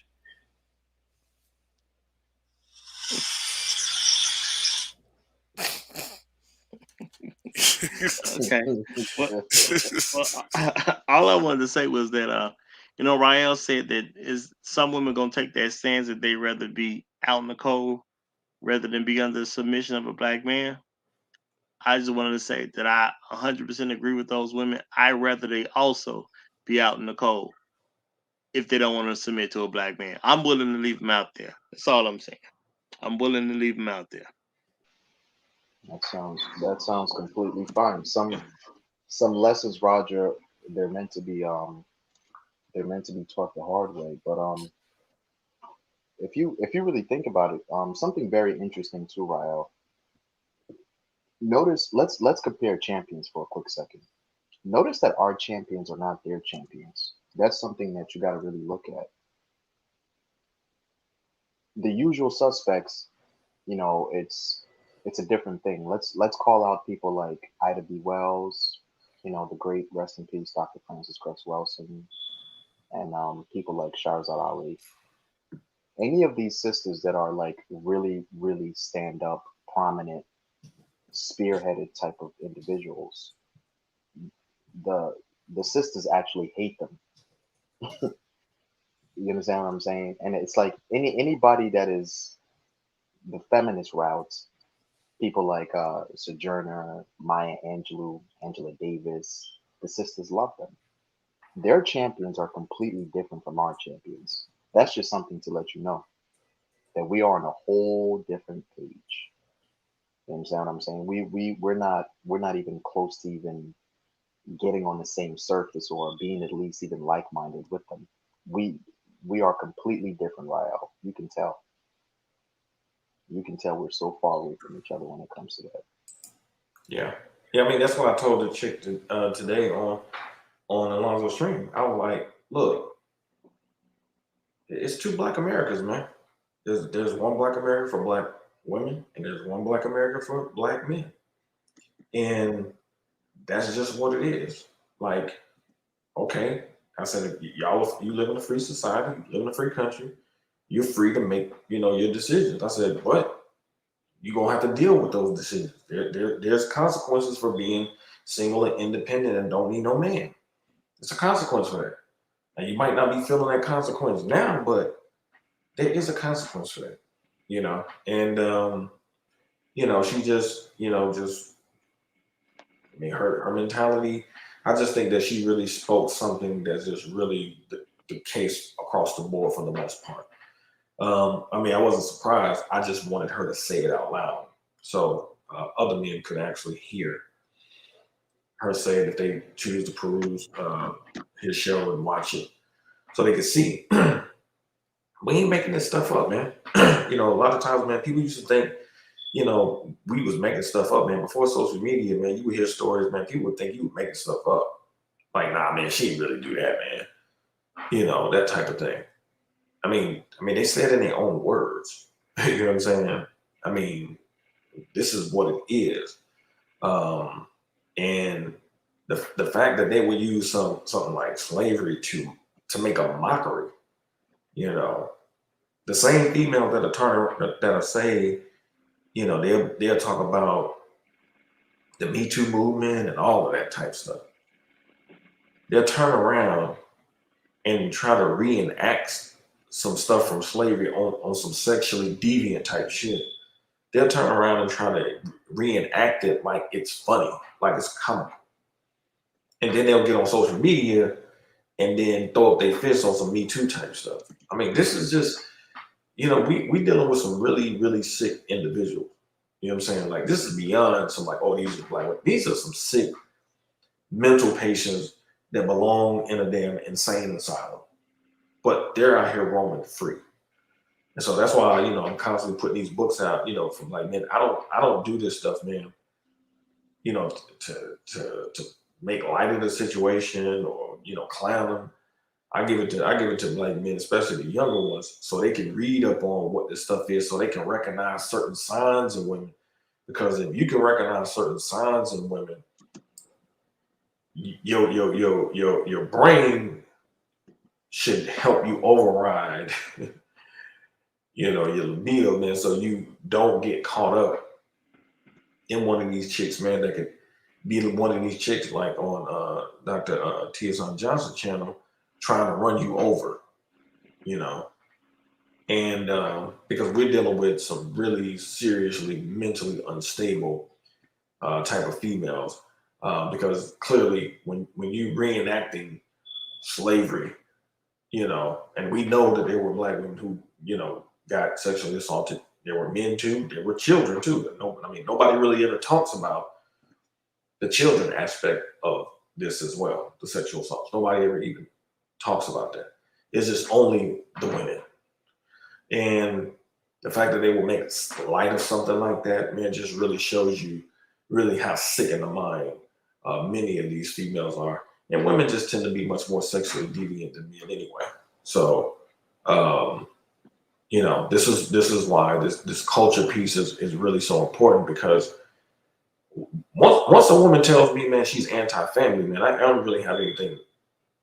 There's nothing really else to say. Nothing else to say. The truth of the matter is, like, people like myself, Kev, Jay, Roger, we all talk about family. You know what I'm saying? We appreciate it. You know what I'm saying? Like, we appreciate family, having family. You know, um, having those good relations that we have. With people that we're related to by blood. Like, so this is not a space where we don't care about family. We just don't. We just not trying to deal with no dumb broads. So, the reality is that we just have two diametrically opposed worldviews, and those two diametrically opposing worldviews cannot occupy the same space. It's just impossible. One is going to have to win out.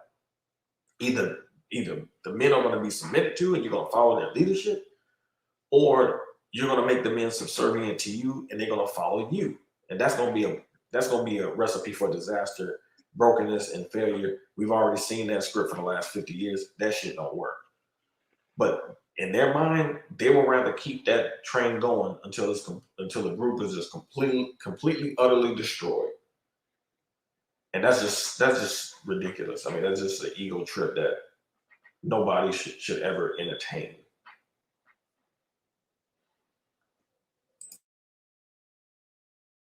Mm. Well, all right, all right, all right. So, let's see. We got count these likes again. See if y'all doing it down there. So, hold on one second. Damn technicals. You know how that is. Okay, we got 85 likes and we got 104 watching. And for those of you who are watching on my backup channel, I'm not crazy. This is broadcast is being done on my main channel too. So for those of you watching, I have my backup channels link pinned in the chat. Go ahead and subscribe, because you never know. One day, and this has happened to a lot of people. You may wake up, channel might be gone. But in the face of that, just know that there's a backup plan. So, anyway, thanks for watching once again. The topic is Zaddy Love uh, doesn't see the racist in him, but due to the conversation that we're having, maybe that point has been contradicted. You know, maybe there's Zaddy Love sees the racist, and that's why. So, very strong points brought up, and that's why, we have these conversations. So, just, just as a white guy can be racist, a black guy has to be extra pro black. Okay, why do men put up with this? Well, why do black men put up with this subjugation? Why do we put up with it? Is it a matriarchal mindset? Is it a simp mindset, or is it a give up mindset? Well, No. I think that when it comes down to it, a lot of us we have a hard time transitioning over from that matriarchal mindset, because a lot of us, it was implanted to us when we were children. So as an adult, you do a lot of the stuff that you did as a kid. Sure, there's people that totally reject childhood training and they move on to something else because they see something better.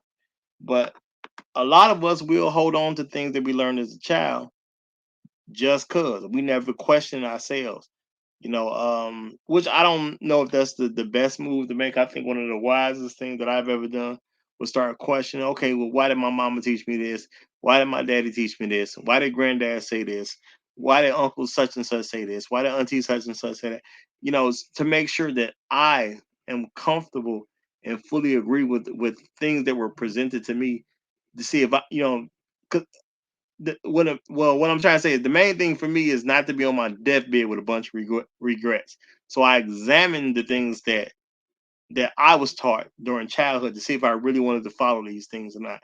Like even with me being raised as a Christian, I had to make a decision: is this something I want to keep, hold on to, or do I need to let this down and pick up something else? You know what I'm saying? So when it comes to you being raised, and if nobody tells you to start thinking for yourself and ask yourself, do you really agree with the stuff that you've been taught, or are you doing it just cause? A lot of us don't really do that. We just been taught to be matriarchal, and we just stay going along that same course, which is kind of sad. But I think there's just too many of us that never really do that at any point when we are adults. We just go along because that's what we're used to.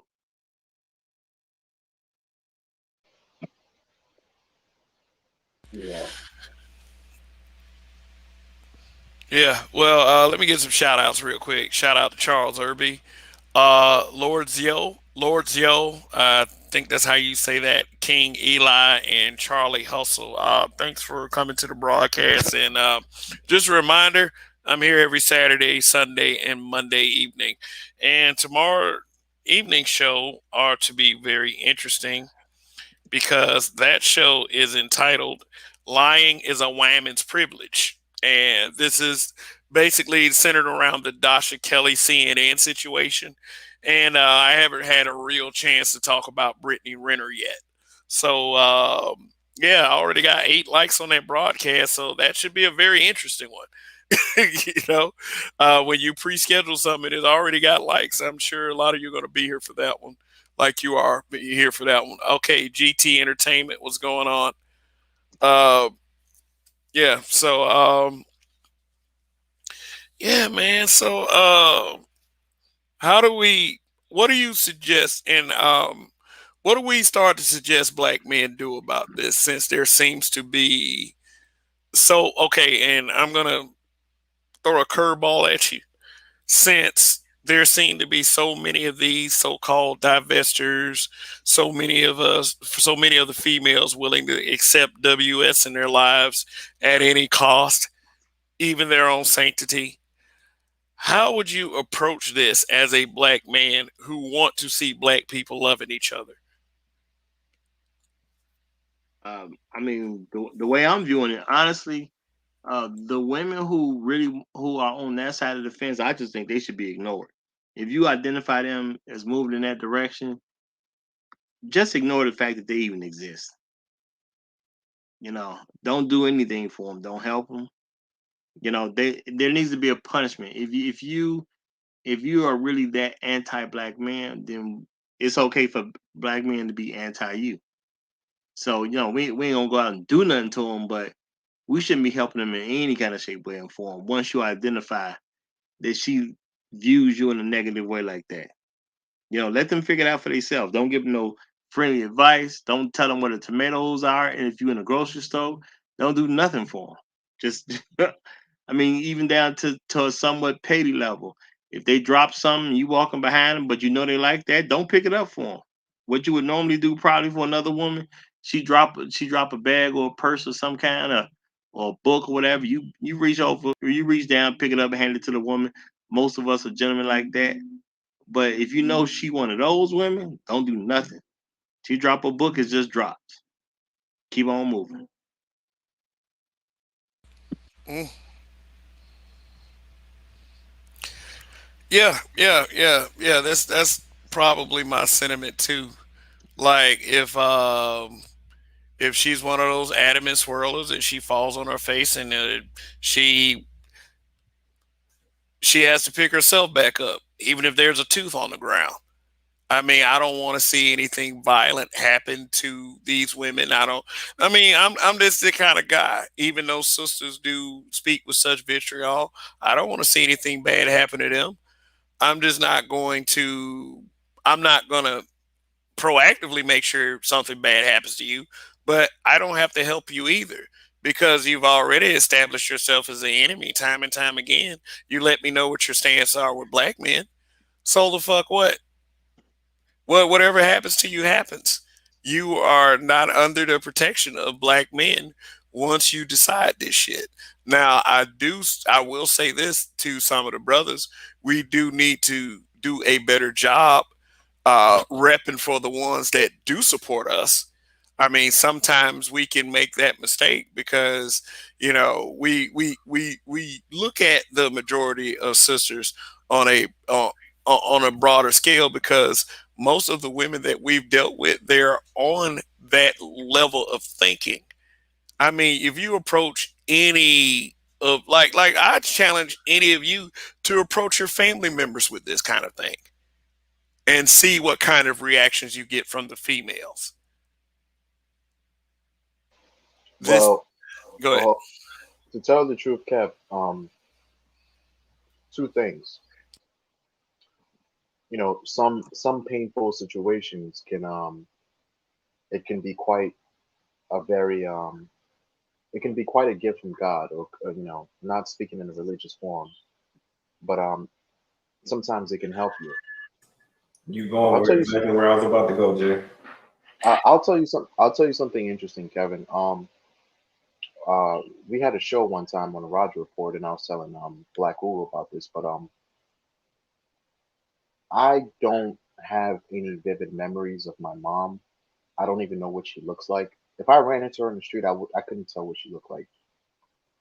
The reason why I don't have any memories of her is because she called the police on me one time. This is when I was about 16. I never spoke to her ever again. This was years ago. Like it's been almost a decade. Where we're from, being in especially in Ashanti male, betrayal, you know, betrayal towards an African male sometimes is punishable by death. But we follow the rules of engagement living here in America, so I just decided never ever to speak to her ever again. Now, here's the most interesting thing about it. Can we rep, um, Kev? Can we rep for the sisters that do support us? The ones that are not crazy and they're not looking to plot on any situations to basically get us killed or celebrate our demise. Well, let's use the Muhammad Ali effect. What did Muhammad Ali say? If I'm sitting up in his room and I open up the door, there's 10,000 snakes coming down the hallway. And I know out of 10,000 snakes, I know at least 1,000 of those snakes are going to come in here. They're not going to bite me. They're going to give me a hug. They're probably really friendly snakes. Do I keep that door open or do I let all 10,000 snakes come in here? I'm sorry, Kev, but just close the door. The level of treachery from the gynocracy, it's too deep. We are on code red. You know, remember X-Men when I forget, is it DEFCON 5? Whenever Charles Xavier would say DEFCON 5, basically the school would just completely, the Mutant X school would completely shut down and they would just engage in a defensive pattern towards whatever enemy was coming to harm them. We are at DEFCON 20. We don't have time for that. If there's code red, code blue, just add up all the motherfucking codes, Kevin. There is no real coming back from this. There is no, there's some people are trying to, some of the brothers in the community are trying to hold on to some shit that doesn't even, Kevin, this thing is a done deal. Do you really think that these women are going to turn around, come back and apologize to us for their behavior? Get the fuck out of here. It's a done deal, Kev. Well. That's not something that I holistically anticipate. I mean, let's just say if I hold my breath right now, I'm surely to pass out before anything is done. So Yeah, it's a done deal, Kev. yeah. So um. So I wanted to actually read something that goes into something that he was talking about. This is why this space is really so important. because this space has allowed many young men find their purpose, and that's really the key. I always say, man, when you find your purpose, man, you write your internal compass, man. You know, we can't, at the end of the day, like we look back at history and we look at all these, great figures from, Marcus Garvey and Malcolm and all these different people. And what we have to realize is that they were always trying to do the impossible. It was something that was impossible, and they took on burdens that they weren't required to do. They could have just did their thing, took care of their families, and lived great lives. Especially when you see how the people that they did it for absolutely could care less about what they did. Um, every man is going to have to chart his own course.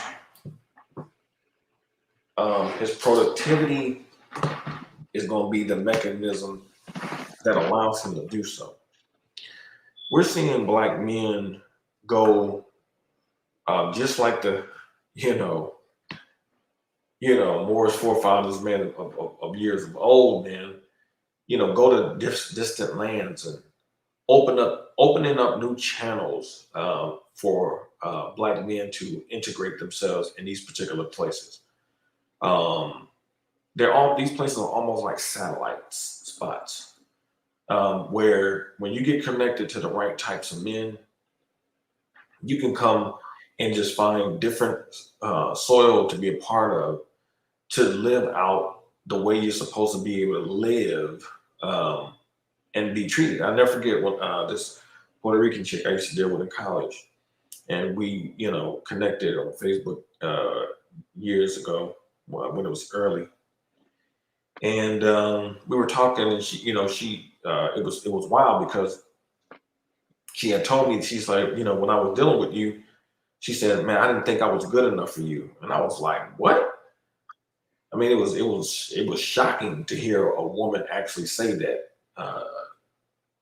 to you.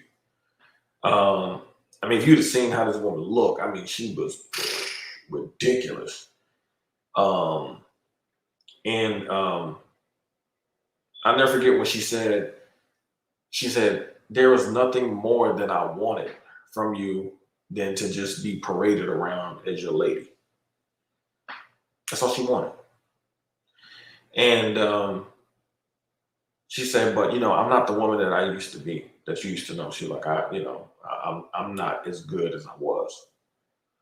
She said, but she said, you need to, um, go to South America. She said, get with, some Latina women. She said, and enjoy how a woman is supposed to treat you. She didn't say, um, well, I can't have you. I don't think nobody should be able to have you. No, she didn't even say that. She said, go and enjoy how you're supposed to be treated. She said, enjoy how Latina women treat their men. Um, this was a woman who said she didn't even believe she was good enough for me. And so, you know, when a woman from another group, and when we dealt with each other, we weren't in a relationship. You know what I'm saying? Like we kicked it, we spent good time. Like the little that I gave her, I didn't realize was a lot to her. It was a lot because I was a genuine person. I was real. You know, uh, we talked. I would try to help guide her through some of the things that she was dealing with at home. I would give her different perspectives to see things from. It wasn't just about the sex, like, because I'm pretty sure y'all cats can attest to this. Even you can when you weren't married, dealing with chicks. A lot of times, it ain't just about you just smashing a chick. Man, we give them knowledge too. You know what I'm saying? Like they might be dealing with stuff in their lives that they don't even know how to actually deal with, and we'll just give them some information that it just click like, damn, I ain't never thought about it like that. and then boom, they'll use that knowledge and they'll be like, thank you. Like if I would have talked to you, I would have known what I would have done. I would have made the wrong decision. Um, and this is why I just tell men, like, man, you really got to be on your purpose, man, because um, you will sit and spend so much of your life trying to figure out their problems and why they act the way they do that your life will sit there and pass you by. You've got nothing done, thinking that it's your job to solve their problems. No, it's their job to solve their problems. Whatever family problems they have, whatever they didn't learn in the family environment, home environment, until they get married, or if they ever do, that's their problem to resolve. You didn't make them, you didn't create them, they're not a part of your family like that, and definitely not a part of a community. So they don't even listen to their own family members. So if they ain't gonna listen to their own family members, who there might be some people in their family that tell them not to do the wrong thing. If they ain't gonna listen to them, they'll make us think they're gonna listen to us. You know what I'm saying? Um, about this particular aspect of purpose, this is really important. Um, and um, um, this was in the book I've been talking about. It's called The Golden Ass of Apuleius, The Liberation of the Feminine in Man. This is in conjunction with purpose. Um, she says, we are confronted here with a problem which is often overlooked. This is going to be short. Often overlooked by psychologists, be it by analysts of the Jungian or another direction. Although the archetype of the self, capital letter S, can sometimes appear in the initial dream presented by Analysan, one must, as Jung emphasizes, first work out the integration of the shadow.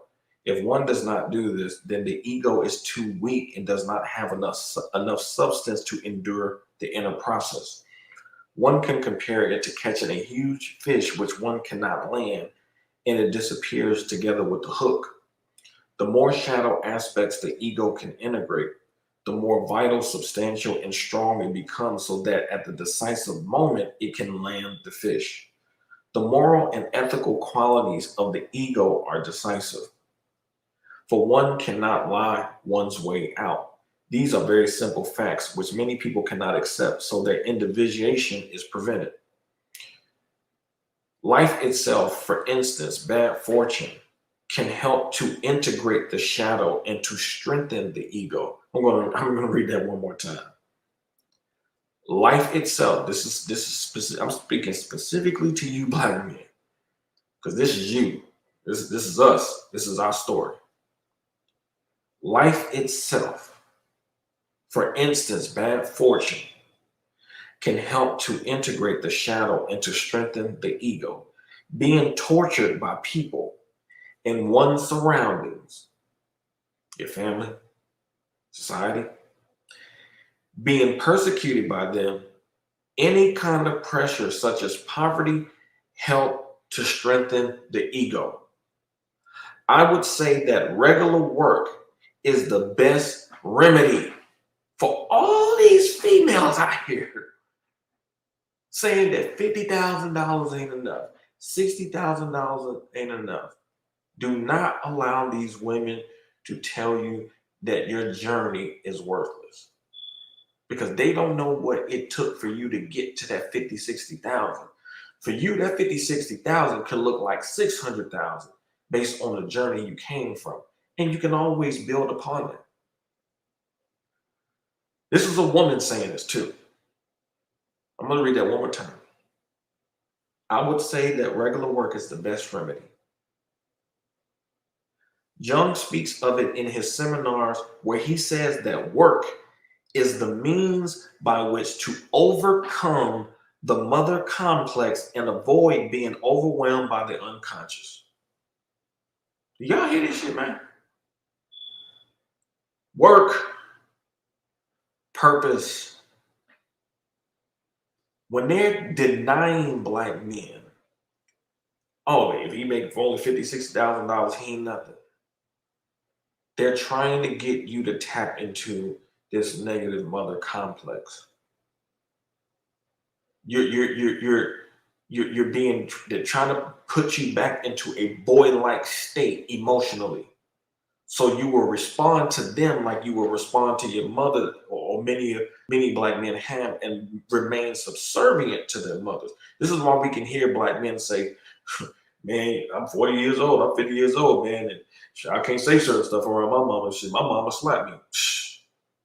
I ain't never said no shit like that. My mom knew not to. My mom knew not to hit me. She knew not to put them hands on me.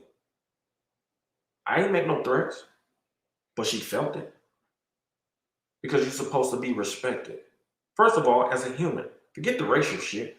You're a human, and that's what you're supposed to be demanding.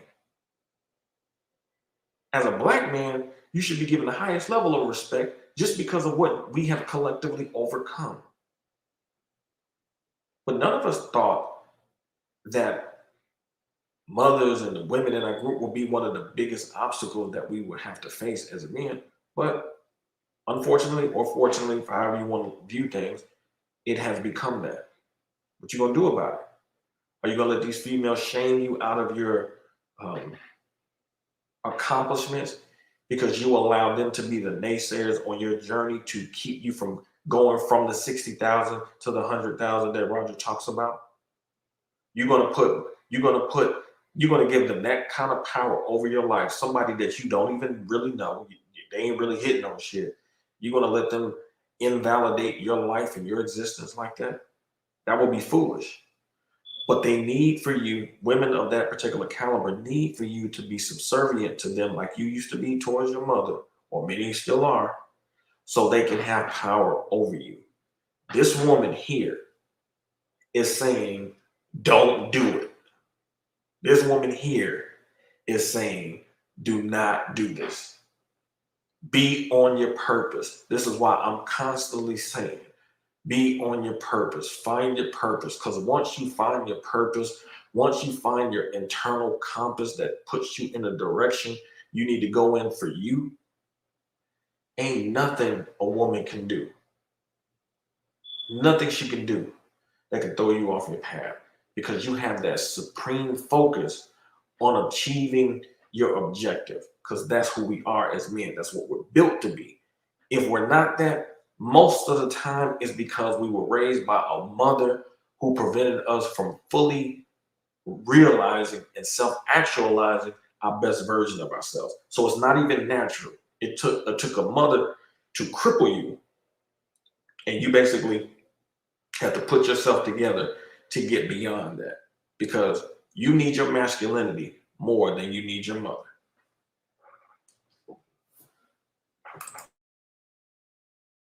Okay. All right, Rael. Truer words have never been spoken. Thanks for that. But right now we got Mr. Z up here. He hasn't had a chance to speak yet. What's going on? You got the floor. What's going on, Kev? Thanks for having me up. What's up, Raj Ra? What's up, J Bones? What's happening? If I'm what's going on, bro? Peace, If I'm peace. gonna understand the topic correctly, and I think I saw the imagery, are we talking about the sister that's married to that proud boy? Is that like kind of the premise, and we're using that to expound on something larger? Hello? Yeah, yeah. I Oh, mean, you okay. might as well say. Okay. Yeah, so I remember watching the clip of them being on, I think it was divorce court way before the January 6th thing, right? Hey, but you know what? Hold on, Go ahead, real go quick, real quick. No, I ahead. actually I gotta go because I gotta do something by a certain time. Okay, I okay. just and I said I had to go in the back chat. I just held on long enough just so I interrupted Mrs. Z. That's all. I deserve that. I deserve that. I y'all be cool. I'll be listening, but yeah, I gotta get something done before I run out of time. All right, All right, all right. talk to you later. All right, All right, Roger. brother. You know, I I um I started watching a bunch of lectures from Francis Fukuyama, and I kind of brought this up to Jay Bones on Rod's channel, um maybe a month and a half ago, and he wrote a book called The End of History, and he was speaking about, and I'm tying this to the subject matter, and he was speaking about essentially with the end of the Cold War, it somewhat signaled the end of the ideological battle between like the Soviet Union and America, right? And the one good thing about the Cold War is it gave people another way, right? Another thing to consider when they came to developing their nation, developing their economy. Oftentimes when we saw some of these socialist countries fall, many people think, oh, they fell because mismanagement of money, communism is shit, socialism is shit. Like, nah, the CIA was all up in that bitch, right? Like the CIA was all up in there, overthrowing shit, funding radicals on the side to like overthrow the country. I would like to direct y'all to Chile. Time that to this subject matter. So with the end of the Cold War came the end of the ideological battle between developing nations and Britain, America, France, Germany, Japan on one side, and like pretty much everybody else on the other side, right? You can throw Canada and Australia on the side with the US too, and maybe a few other nations. Um, I don't think it was just a political and economic end. I think it was also a social end, right?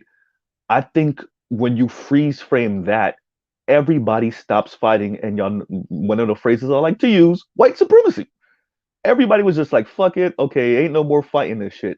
What we're doing now is trying to be on top of the pyramid scheme. This is something that I've kind of brought up before, right? We're not fighting it no more, because think about it. In the late 80s and the early 90s, for many of y'all that are a little bit older than me, y'all remember like niggas was wearing onks, and this like that was like the last hurrah of a lot of Afrocentric thinking, right? By the time you get to the mid 90s, late 90s, it's done. It's done, right? And everybody's on some Diddy shiny shoot suit, getting jiggy with it type shit, right? We on the cash money, the grills and the big rims and the and the big ass chains. And by the time you get into the early aughts, you got T-Pain with the fucking huge ass chains, right? Because all it is now is just ostentatious wealth hoarding, ostentatious showing off of wealth. Nobody's fighting no more. So I'm tying that to the subject to say black women got caught up in that shit too. All these women got caught up in that shit. Men got caught up in that shit too. Nobody's fighting this shit no more. Everybody's just trying to be with the white man or be the white man.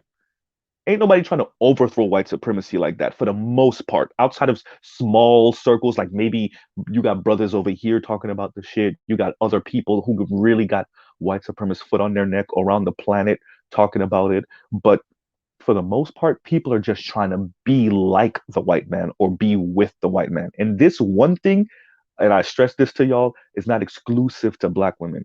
Black women are just the fucking loudest about it, right? Their rage and their anger and their lack of discipline keeps them from being a little bit more reserved, like maybe you see Latinas, right? Or being a little bit more quiet and moving in silence, but doing some really shisty shit, like you see the East Asian women and South Asian women doing, right? Um, this is kind of what we're contending with in the black community, on top of everything that Rael just said. So I'm not discounting nothing Rael said. I'm saying on top of that, you have the end of an ideological battle, which allowed people to see things differently. It gave you a wider scope, a wider possibility of the ways you can move, the ways you can think about family and make family work, and all those other things. By the time you get to the mid 90s, the late 90s, all of that shit's out the window, and everybody's just about getting this money. And getting this money sounds good, but there's some repercussions for having that mindset, right? Especially coming from the broken homes, and then having your mother explain to you how to get that money, how to play a man, right? And your mom, in her mind, the white man is God also, right? So your mom, who thinks the white man is God, is telling you how to make money. And if you can't play these niggas, then then yeah, you'll submit, but not for a black man. Yeah, you'll cooperate, but not for a black man. And even when you find out your white racist daddy is a white racist, guess what? You staying because that's where the money is. That's where the status is, right? You ain't gonna let him go because he called you a nigger. You're not gonna let him go because he called, one of your family members a nigger, or he's racist, or you find out uh, like late night he be on forums talking some racist shit. You ain't gonna let that go, not because he's racist. He better kill you, right? You'll let him go if he murder you because you don't got no choice. You're dead, right? You'll let him go maybe on some extreme domestic violence situation. I mean, we got story after story. I think Tariq covered it. This was maybe a couple years ago, right? A sister with a white dude. She has a meetup with some of her other homegirls, black women that all are with white dudes, and they talk about their frustrations of being with their white boyfriends, the things that their white boyfriends don't understand, the times they say or do some racist shit, right? But these type of things never leave that circle. What kind of foolishness? Let me get this right. So y'all are all in relationships where you're getting, and let me use a liberal term, microaggressions all the time from these white racist men, but you still ain't going nowhere. And the white man know you ain't going nowhere. So what type of talk about a power dynamic? What type of power dynamic is that? He know you ain't going nowhere no matter what he say. You know you ain't going nowhere no matter what he say or do. You know, and so I'm saying all of that to say this is the society we live in. That lady is a prime example, right? There's other stories that were also on divorce court where white excuse me, black sister kind of heavy set, not that attractive, but still had she was very well spoken, very soft spoken, in a relationship with a white racist dude, a supposed former skinhead, right? Who had her all in his racist friend's house, right? This dude, he said it himself. She would speak to him sometimes. She would use certain words that he don't even understand, right? Her vocabulary was way larger than his. So essentially, this is an educated sister dealing with a fucking redneck, like the bottom basement redneck, and had two kids from the dude, right? So this lets you know their ideology. This lets you know how bad it is. How bad that it is that bad. And I'll pause right there. That's what happened. And that's why I brought up the book, the End of History. And if y'all don't want to read it, definitely watch his lectures, because he gives up a lot of knowledge on the lectures. But yeah, what happens when you get to the end of a ideological battle, and people just start saying, you know what, yeah, I'm just gonna find the top of this pyramid scheme and I'm gonna try to get on top of that. You get situations like this. And I know we're talking about sisters, but this is not exclusive to sisters. I'll just end with this for real, for real. I'd like to remind y'all of Amara La Negra, that Vlad interview she did where she said not her mom, but her mom's friends, who are all pretty much white Spanish, white Latinas, they were telling her, hey, Meherola Raza, which means improve the race. That pretty much means marry white. And like, you're a pretty dark woman. You need to marry up. And when they say marry up, they mean marry white. So that's that. Even in the Latino community, there's everybody's practicing this shit. Everybody's on this shit except for a handful of us in the black community over here, and then maybe the East Asian community over there, and a little bit of them in the South Asian community. But for the most part, if you're not paying attention and you just going with the flow of things, whether you make money or not, whether you have status or not, you're if you just let the stream take you, you're gonna be floating in the direction of unconsciously, subconsciously being on some white racist shit. And I'll pause right there.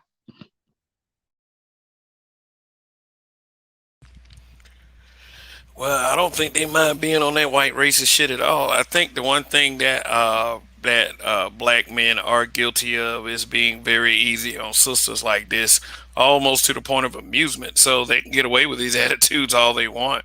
It's just brothers like us that's calling them out, and then we get called hateful. We hate our moms. We get called incels.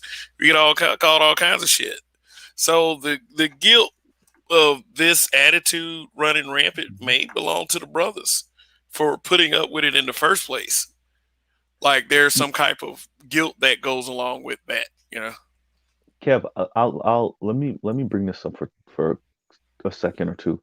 I said this on the breakdown, and I say this all the time. Ra has heard me say this. In the black community is this idea that women are more moral, more righteous, more virtuous than men. So even when they see you're ending up with a non-black woman because you hate black women, because you hate what you see in the mirror, because you have an inferiority complex, because you're a colorist, because you're a sexist, because you can't deal with a strong independent black woman, or like it's all these different reasons. But when they end up with a non-black man, specifically a white man, right?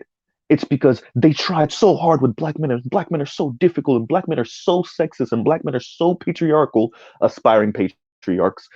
Black men are so toxic that they had no choice. So it's always this moral juxtaposition, right? It's always this black men date non-black women because you have an inferiority complex. Black women, on the other hand, date non-black men because it's just maybe the smarter thing to do. They tried so hard with us, It right? ain't And enough it's good black men around. exactly, and thank you, exactly, and and going to what you just said, Kev, brothers back that shit up too. There was even a brother on, I think it was CNN News years ago. This was maybe like a decade ago, who was backing this shit. He was like, black women just need to date out, and he was not being sarcastic. He was not saying that in jest, right? It, On it was big that time news. it was that dude, Go, Mr. Z. He was trying to sell those books, yes, and yes, yeah, yes. yeah, and it was Hmm. funny too because he's actually married to a black woman himself. Well, we can see who runs his house. Exactly, Right. yeah. It was pretty creepy though. He was a black male telling Hmm. black women to date out while he's Hmm. married to a black woman himself. This shit is just confusing, man. This shit is just I mean, it's, is it? It is. we on a whole nother level, Mr. Z. We on a whole nother level now. Is it confusing when you look at the numbers and you tell yourself, well, black women got more degrees than black men, and they not getting married. Obviously, black men are lacking, so maybe these sisters need to date out. And you forget for like I don't you forget American history for I don't know the past 500 fucking years that if these white men really wanted sisters like that, then sisters would be all bought up. Like everybody completely ignores that part, and that's always the part that I find interesting. Everybody always forgets the part like, do you forget the country you in? Everybody's like, oh yeah, yeah. Well, and some a sister sitting in the comments somewhere. I can't remember where I was reading this, maybe like a week ago. Well, we're not slaves anymore, and this is not Jim Crow anymore. And I'm like, yeah, bitch, I couldn't tell. Not by the way you talking, right? You sound just like one of these motherfuckers, like, So the reason why it's coming off confusing is because everybody forgot what society they live in, and every once in a while, when a Dylan Roof happens, right, or when a Trayvon Martin happens, or something like that, you get a slight reminder. But for most people, it still ain't big enough, right? Put it this way: I don't think people are fighting for parity, right? They're not fighting for fairness or parity. What people are fighting for is to literally be the white man or white woman. And I think being in interracial relationships for many people, not all people, I do think that there's people in interracial relationships that is really love, but I think more often than not, and yeah, I'm calling everybody out on this shit. I think more often than not, it's ladder climbing and opportunism. And I'll pause right there. Hmm. Which may be true because uh, a lot of these swirler types, they say is because black men are broke and they have nothing, and somehow getting with a white guy is going to give them access to generational wealth. Now let's go back to this race reason. A lot of the sisters say that they blame. I would say sisters in general, not just swirlers. They blame white women for white supremacy more than they blame the white man.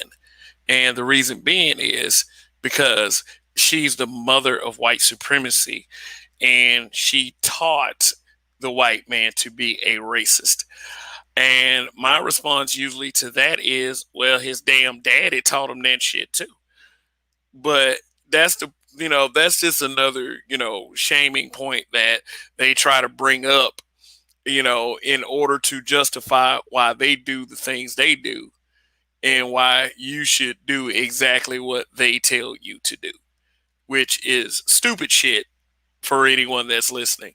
don't get caught up in what these broads believe you should do, because then you start to walk that line of the matriarchal mindset.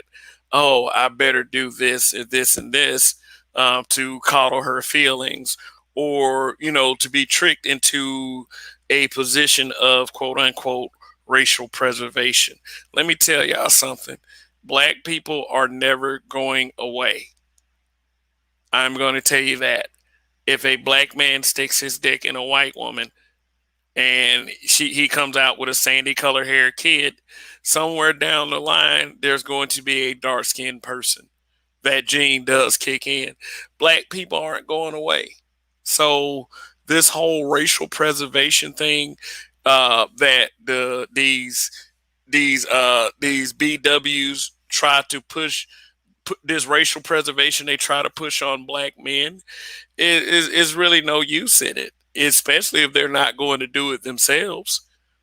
You know, putting up, like, I just don't like this whole idea that they can do whatever they want, but they try to subjugate and shame brothers into not doing what they want to do. Well, they And can't do what the hell they want, Kev, because they're not getting the same outcomes. That's and why they get what up, mad at. Chaos Ring? By the way, Okay, what up, Chaos Ring? hold on. I'll let you get in, and then Okay, all right. Gilgami gets in next. Go ahead, Chaos. Go ahead, Yeah, Cass. the reason why I say that, because let's be honest, if they could have do it, these other groups of men would have took them in with open arms without no resistance. At the end of the day, a man will pose certain things, but if they're not interested in checking for you, like really checking for you, and we all know when most of them think about black people, especially black women, they think about sex, easy sex, quick sex, play around sex until they're ready to have their real children. It's not really nine tenths with the Negro. You get me? So that's why they get frustrated and mad. Hell, I saw from another conversation where one said, just get any non-black man. Hell, it's better to get one than don't get one at all. And I'm saying that's backwards thinking. But it goes back, when you're desperate, you're just going to find anything in the trash can. And that's what we're seeing the results of her sisters now. Even with the scene with Kreslin and her racist, lover, that this dude got caught in with a bait and switch thing with this black brother. He tested him and he failed miserably. He failed so bad that now she has to take a way step back and say, "Oh no, I can't promote this now. This fucking dude just said call people niggas and call me nigger lover. I can't have this in the market. Let me take 3-5 months off, hide this channel, let everybody forget, because niggas forget quick to anything else, and come back, pop it with a new plan." And I said, wait, didn't your boyfriend said that he's a Negro lover again? But you're supposed to forget that. No, we don't forget shit. The internet is a well-documented library. It's there.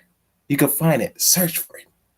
But like I said, when it comes to sisters, it's always about control. And really, they have no really control. So all the policies put in place to suppress the men in their group is the testament of how much they remain and want to be a bad witch to other groups of men and loving it. So when they talk about saying, this racial superiority, if you're so, if you care about the race, you do what's necessary for the race. And the way how you go about it, suppressing your boys that will become men, is not benefiting the race overall, long term. So to me, that you want racial anarchy, you want dilutions, and you want a form of control where you still pull the strings and still the head boss of everything. And we all know your power was never there and it's slowly sipping. Because a man has to do nothing. He doesn't have to participate at all. And see how well you'll do without him. And see if this Zaddy will save you at the end. Amos Willis said best. If he has to choose between his children and ours, he's going to choose his children at the end of the day. So make your decision wise, bitch.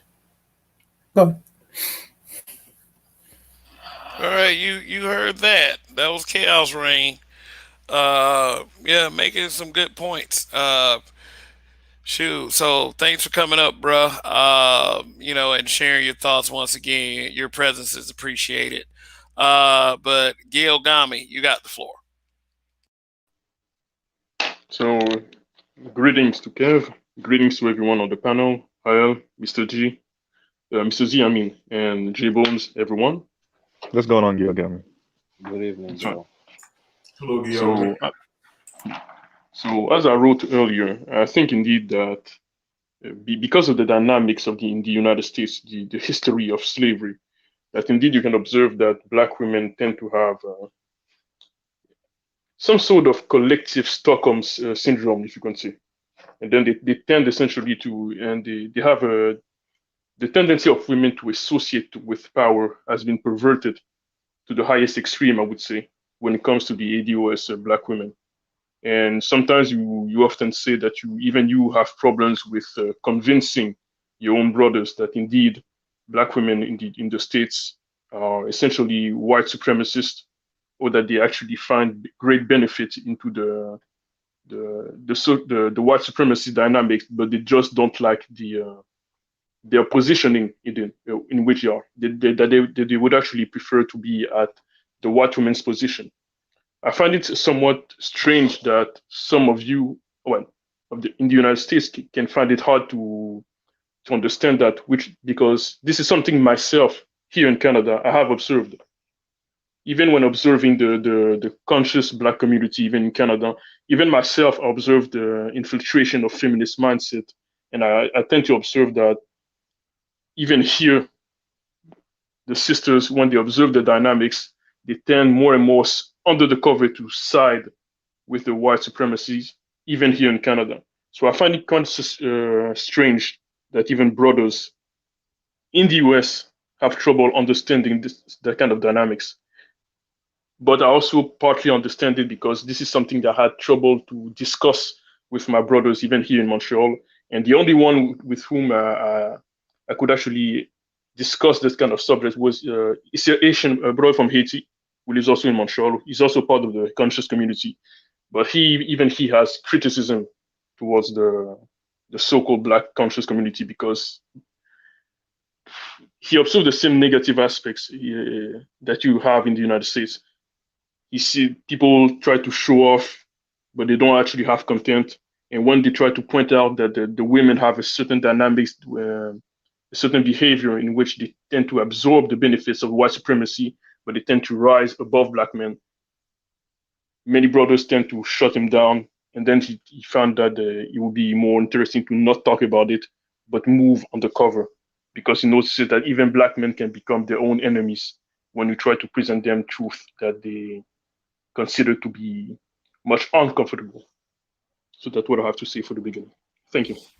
Yeah, uncomfortable truths is something that we deal with here in this space, in the Black Manosphere, especially with the habitual line steppers, and that's like one of the central reasons why we call ourselves habitual line steppers, because we present uncomfortable and unpleasant truths is considered stepping over the line, and we do it habitually.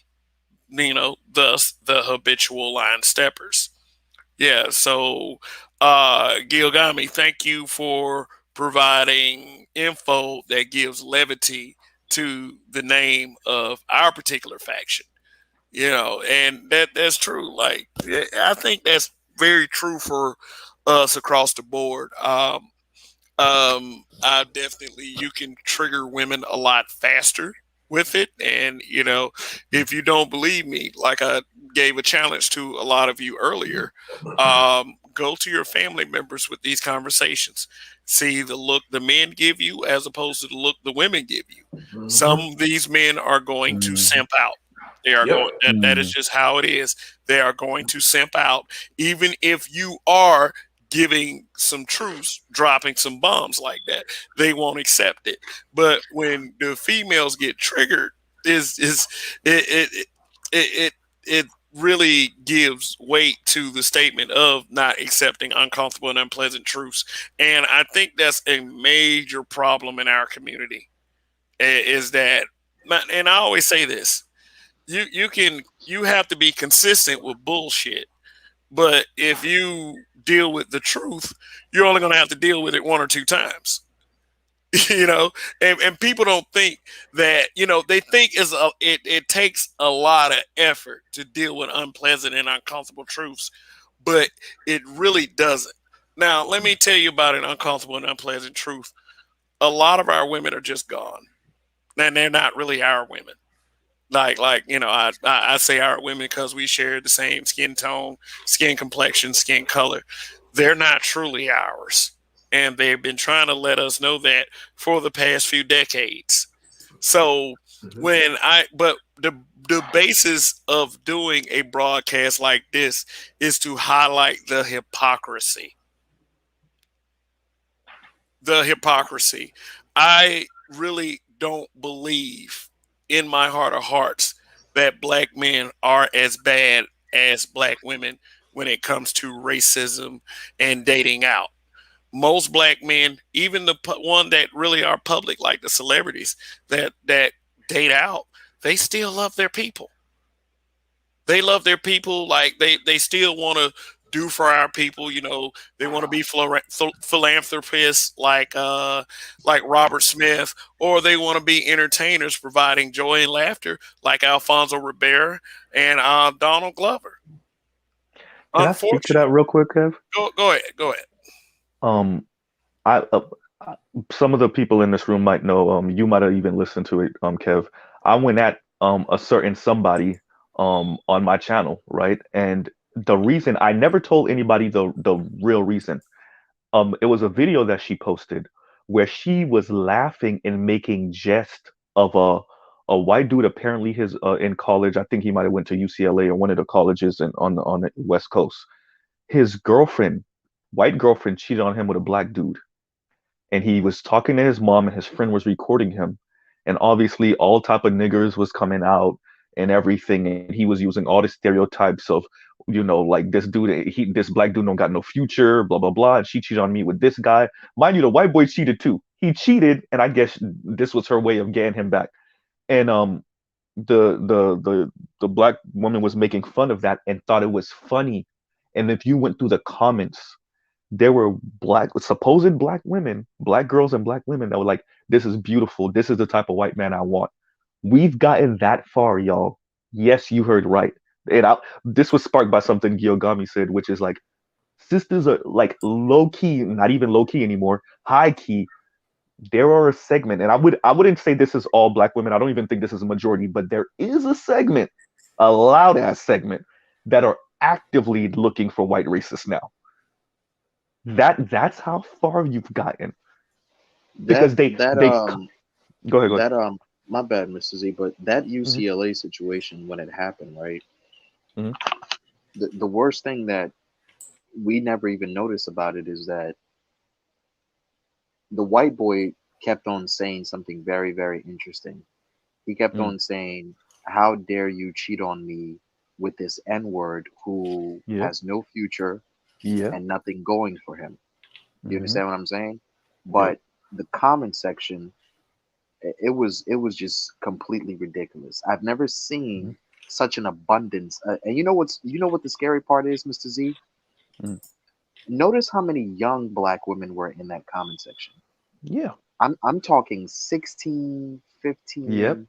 Some of Yeah. these girls were freshmen in high school. Hmm. This was a college matter, and some of these girls were freshmen in high school Hmm. talking about how much they hate black men. Yeah. Well, Well, I've We said this let me before. say this. Rod, let me get this real quick, real quick. Radicalizing on the internet. I don't know if you were there, Rod, the first time I got on Roger's channel, and Raj could back me up on this if he's still listening.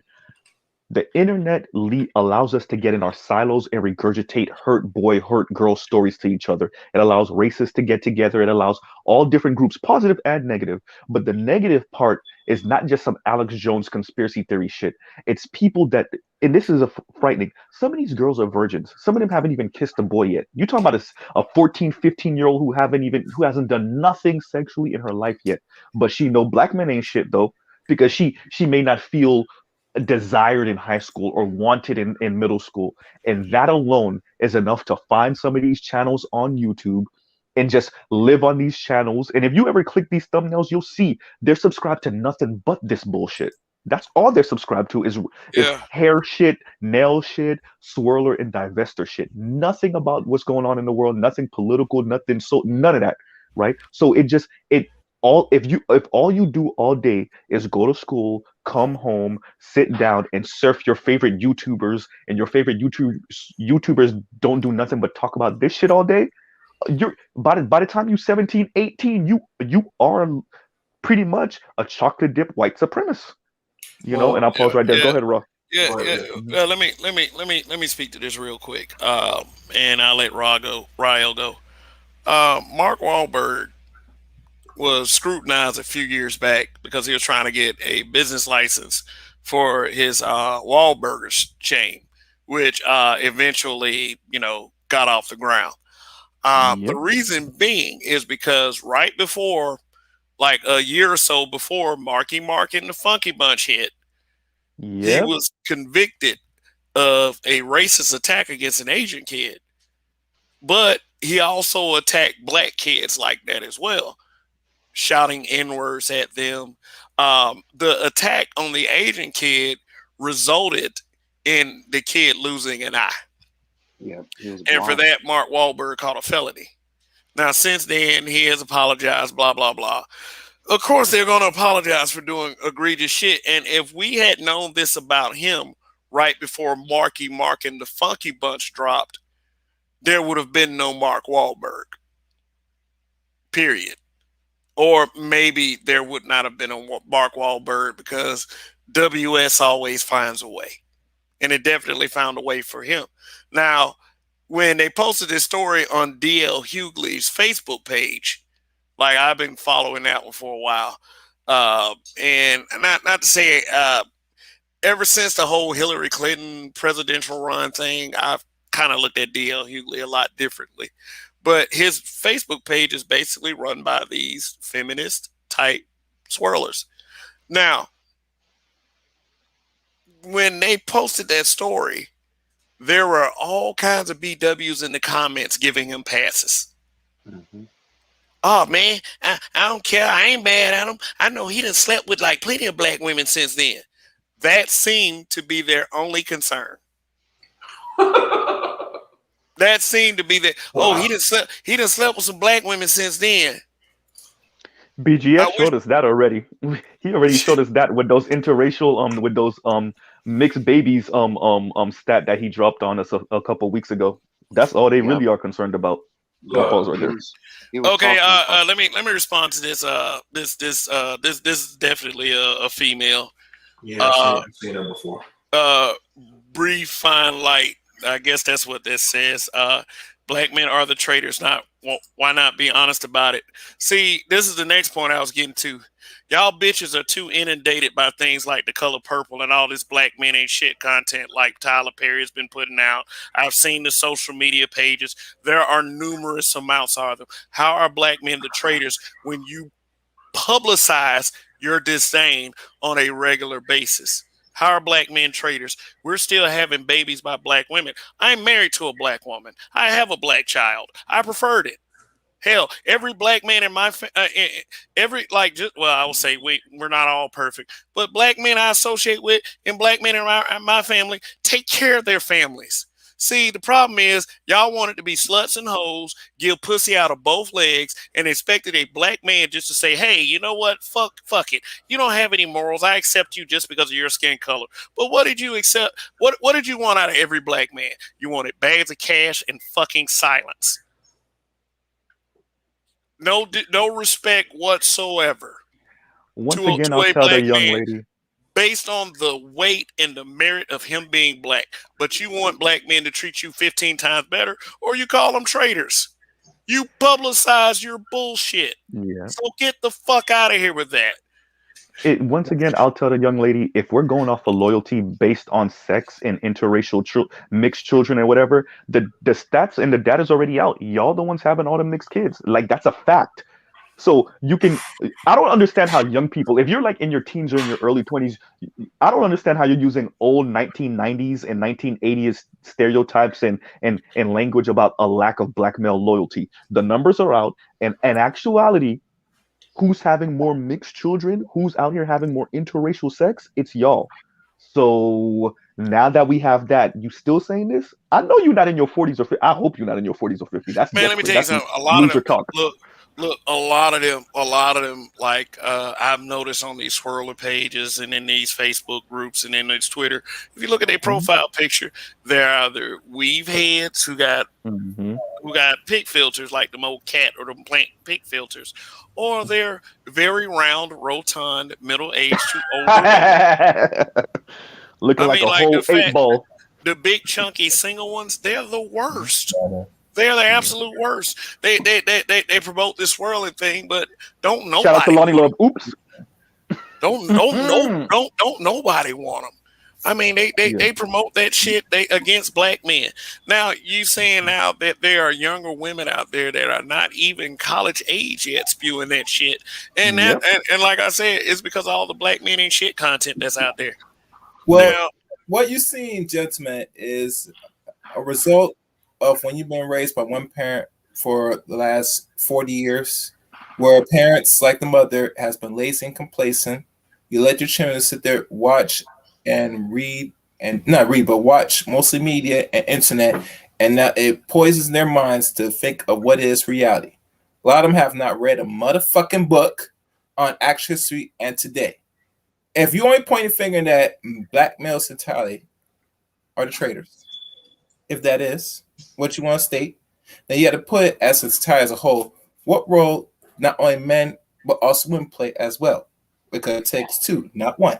And if you sit and watch and one say you're a traitor, so I'm doing this because no, you're doing this because you're hurt, you can't get what you want, you're self entitled, and you're spoiled, and you feel that going to the side, if you can get there, that you're promised something at the end. There is no guarantee, sweetie. Either you act right to get the man you want, or you will be left behind. It's just that simple. And let me tell you something. Men will have sex with you, ladies, but we here we count long relationships and marriage. Anything beyond 2 years, if you're dealing with the outside of the racing and you've been in it for a while and no ring at the end of it, you're pump and dump in the story. And I've seen few celebrity people that have been pumped and dumped for years and no ring attached because they use you as sex. When they see black women, to other groups of men, they think and feel and see you as free sex. Hell, they haven't put no effort now to fuck you. I'm hearing some white boys that so dirty, don't have no job, nothing, and you just flinging the panties and the pussy at them. Yep. That is fucking disgrace. To say that a man has to work hard while you give him the pussy for free. That's sad. That is very sad. And no man of any substance will even look at you as respectful. Let me say this. This word community, I hate this fucking word, man. I really do. I hate this word community. It's the most overused word in Black America. Because Black America is anything but a damn community. I'm gonna read two aspects of this word, the definition of this word, to prove my point. One of the definitions says the people of a district or country considered collectively, keyword, especially in the context of social values and responsibilities. That's a key word too, responsibility. Another definition,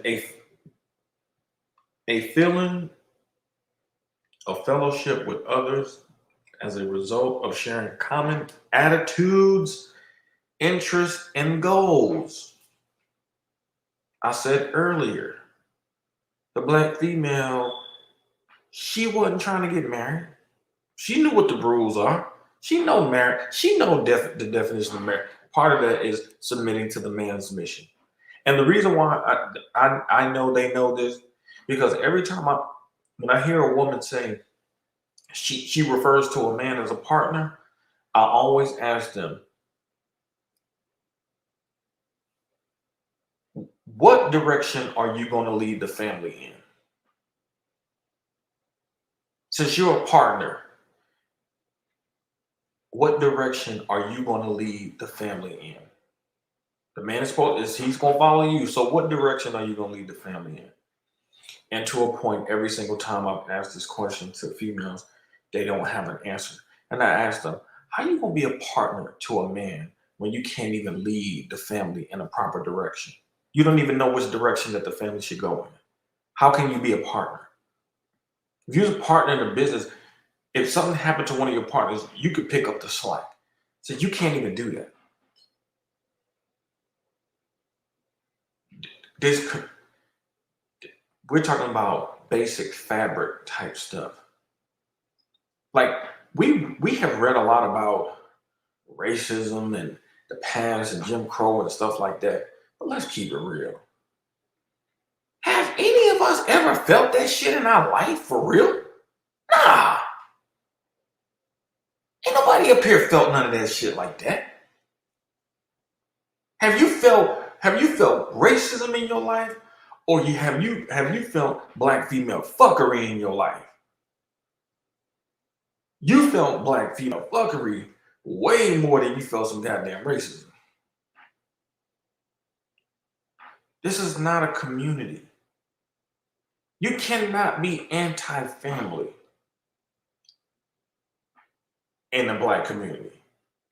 This is the most, it's the lamest shit to me ever, because you just slapping two words together. It's like David Carroll said years ago. He said, he was talking about black organization, and he said black organization is an oxymoron like jumbo shrimp. It don't go together. It does not go together. There is nothing community oriented about black people collectively. And I'm not saying this is on the men, because the men ain't the problem. It's the women. Communities are underpinned by families. If you have good families, you're gonna have a good community. You got bad families, you ain't gonna have no community. You're gonna just have a bunch of a broken mess. And then when you try to incorporate a value system in these people, a lot of times people try to make it seem like, oh man, you want some white shit. Even Malcolm X said this years ago. He said white people are not the standard of morality. Like, you either have some good positive values.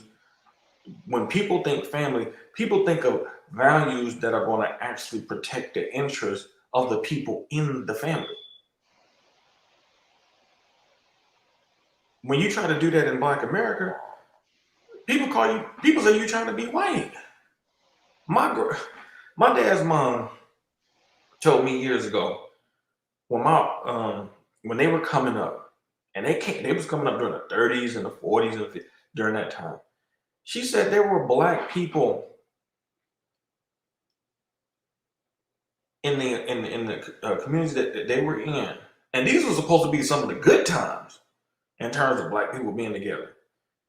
She said there were black people who called my family uppity because they had a patriarch who didn't allow his daughters to run the streets and go to the clubs and the speakeasies and all that bullshit.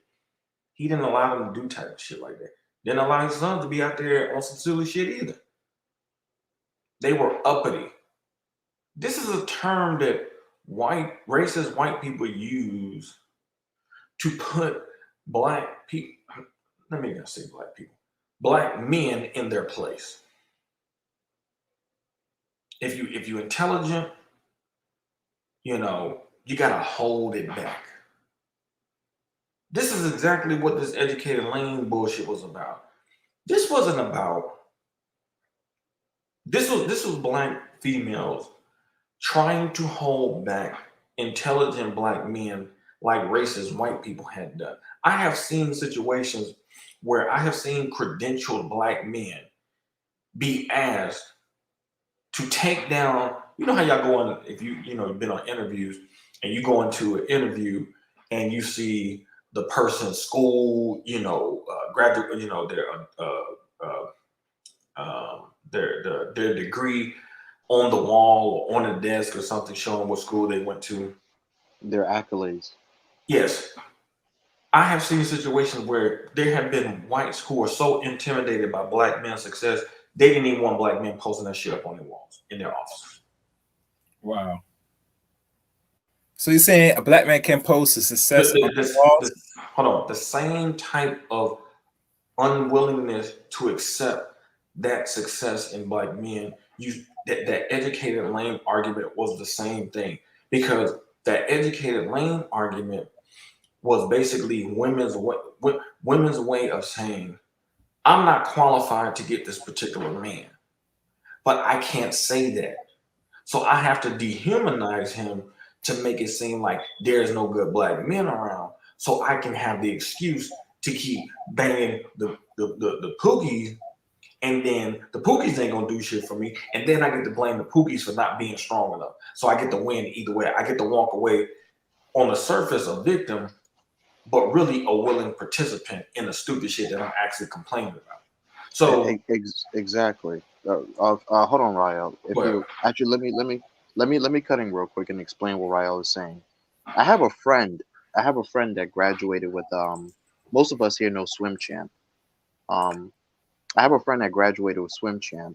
The same time Swim Champ graduated Harvard. My boy Calvin Kerner. His dad is he's a white boy, Russian, sort of mixed up with the oil business over there. But he operates in China. He told me something very interesting. When I graduated Notre Dame, I was going up for an interview, and he told me something very interesting. You know, white folks, they know shit that they know how to read in between the lines. And he told me something very interesting. He told me that the person that was going to be doing the interview to recruit me um, went to a second tier school. And if that white person that I'm going to go do the interview with found out that I went to Notre Dame, there's a big chance that they wouldn't allow me to get the job. And I asked him why.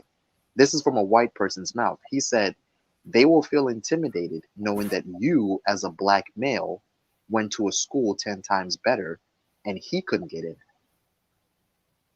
And I was like, what? He said, yeah, Jealousy. that's how it works. That's how it works. So I'm sitting and I'm like, so Calvin, you telling me that all this hard work that I put in is basically derailed. So I should just basically make myself look stupid. And he said, and you know what he told me? He said, when you go there, don't brag about how well that you did at Notre Dame. Tell him that, you know, you were you got in because of affirmative action. Tell him that, like, get the fuck out of my The face, nigga. fuck I was out of at the that I shit. said and I look, but you know what it is too? I was very glad that he told me that. It was a lesson. It was a real big lesson. Like it was one of the times where, you know, when you sit and you really listen to white folks talk, they would teach you some shit. They will teach you some real secret stuff, that the way they operate in the back of their minds, the way that they look at us, especially as successful black men, they will look at you and be like, hold on, what is he doing over here? Next thing you know, he's going to be getting my job. Nah, I can't let this motherfucker in here. Close the door. Mm-hmm. No, no, no, no, no. Don't let this nigga in here. Don't let this motherfucker in here. He looked like he got on a suit. He got on a tie, political science degree from Notre Dame. No, no, no, no, no. Close That's the a door real company quick. nigga. Shit. We don't I want these. get I get I get into the parking lot chaos. He might call 911 and have me shot. Mm-hmm. He's Mm-hmm. thinking about it. And that is basically how the most of the sisters in our community, they operate. So Rael just basically reciprocated that situation 100%. All right, It's a switcheroo. let me speak to something real quick because I see Night Howler's comment down there, and I highlighted my comment like kind of in response because I don't even totally disagree with this. He says black men date out more than black woken. I'm sure he meant women. Black men date out more than black women. If you want to fix the problem, black men must date more black women. But at the same time, it's not possible because it's more black women than black men. Now, think about that statement for a second. You got black men who date out more than black women. There are more black women. So why can't each brother can go get themselves a black woman? You know that, and I think that's what he's trying to say. Now, the response that I had in to that is, and like I said, I didn't totally disagree with it. Is black men date out more diverse than black women? Uh, Mm-hmm. Meaning that although we statistically date out more than black women, we will date Asian, we'll date Hispanic. Some of us, in some cases, will even date Middle Eastern. We will date Mexican. I mean, we when we date out, we go to all races. You know, we just don't stick with just looking directly at one race and saying if I'm gonna date out, I'm gonna date out with that race right there. See, black women when they date out, they go straight for the white dude.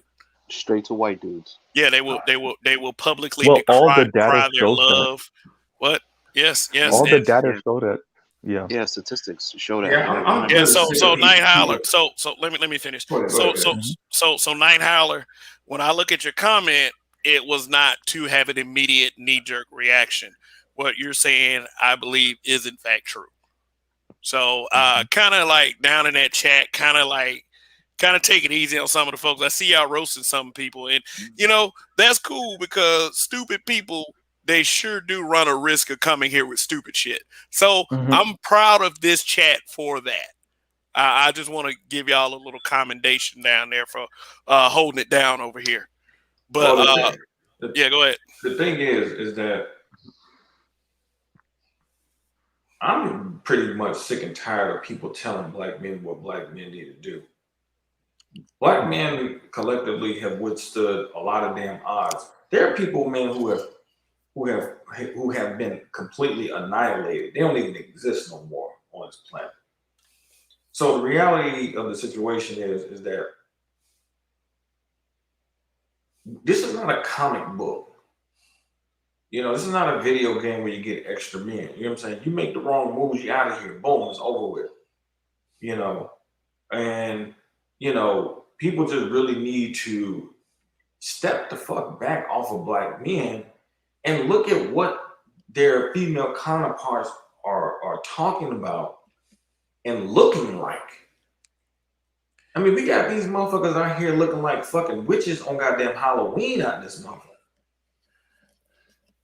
Oh I yeah. mean, spider eyelashes and shit. I mean, you fucking name it out here. I mean, the fact that you have black men that still on some like trying to say the community, man, that's some charitable shit. Black men are giving these motherfuckers charity. These motherfuckers are, and we're not talking about a poor fucking nation. Don't nobody's trying to hear that shit. Jay Sean said when he was in damn Egypt, salute to him if he's listening. He said, man, them motherfuckers over there poor as hell in Egypt, land of the pyramids.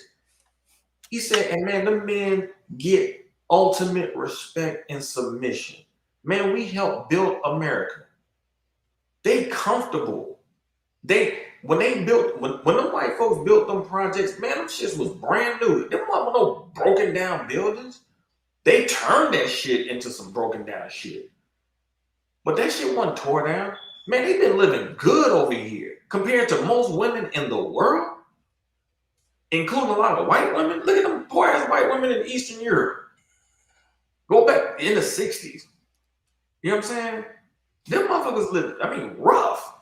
You want to talk about some poverty? Man, please. These motherfuckers had EBT, food stamps, free health care, basic shit that can help sustain your life. Now figure out what to do with your life and be successful. Get a man, but nah, man, you talking about man, women who pass down welfare to their kids like it was an inheritance. They was on it. Their daughter was on the shit. Their granddaughter was on the shit. Their great granddaughter was on the shit. I mean, come on, man. Like this notion, man, of what black men need to do. Black men don't need to. Really, the problem is black men be doing too goddamn much. We too fucking nice. We give away too much shit. Take some of this shit back. It's just like with a spoiled ass child. You take away some shit to change the fucking behavior. That's what black men need to do. Y'all want to see some mean black men? Next time y'all go to them damn clubs, especially if the clubs open back up if they can, you gonna go to them clubs and ain't gonna be no black men in there. That's gonna be some mean shit. Ain't no men in there trying to holler at you because you got these men on their purpose and they say, you know what, man, I'm just watching this dude channel over here, man. And you say, yo, man, this place over here in Columbia, the spot to be. You know what? I'm about to go over there. He said I can contact him. Man, he'll show me around. Got a whole group over here. You got black men who are building travel channels where they having groups of men that are on the ground saying, hey, this is the setup over here, y'all. You come over here. These are some of the things you need to do to protect yourself. Boom, boom, boom, boom. That sounds like men who are scouting some territory that they can make a lane for other black men to actually exist in. That's what men do. And that's what's going on out here. It's gotten to the point that black men are like, you know what, man, I'm going to find me some gold over there in them hills over there. And that is some shit that they can get on social media and they can type them keyboards and they can type on them damn smartphones as fast as they can. That shit is not going to change the outcome that they see. The outcome, the truth of the matter is, the outcomes is what they are. And these baby boomer generation women who gonna need some damn place to stay, they ain't got no money. Who gonna take care of them? These are gonna be some questions, and some of these Generation X women as well. They got some real serious questions to ask themselves because post 50, you better start thinking about retirement. Matter of fact, you should start really, you should start thinking about retirement in your 20s. But really, by the time you hit your 30s, what you do in your 30s is probably going to set you up for the rest of your life in terms of how you're going to live your life. So you better have some shit figured out. And many of these women don't have anything figured out. And that's why they're always constantly railing at the top of their lungs and going off because there is really, it's not attitude, it's fear. We think it's a bitch with an attitude. Nah, it's a bitch that's scared because she might not know the environment, but she knows she ain't got no money, and she know them bills got to get paid, and she ain't got no money to pay them goddamn bills. Yeah, yeah.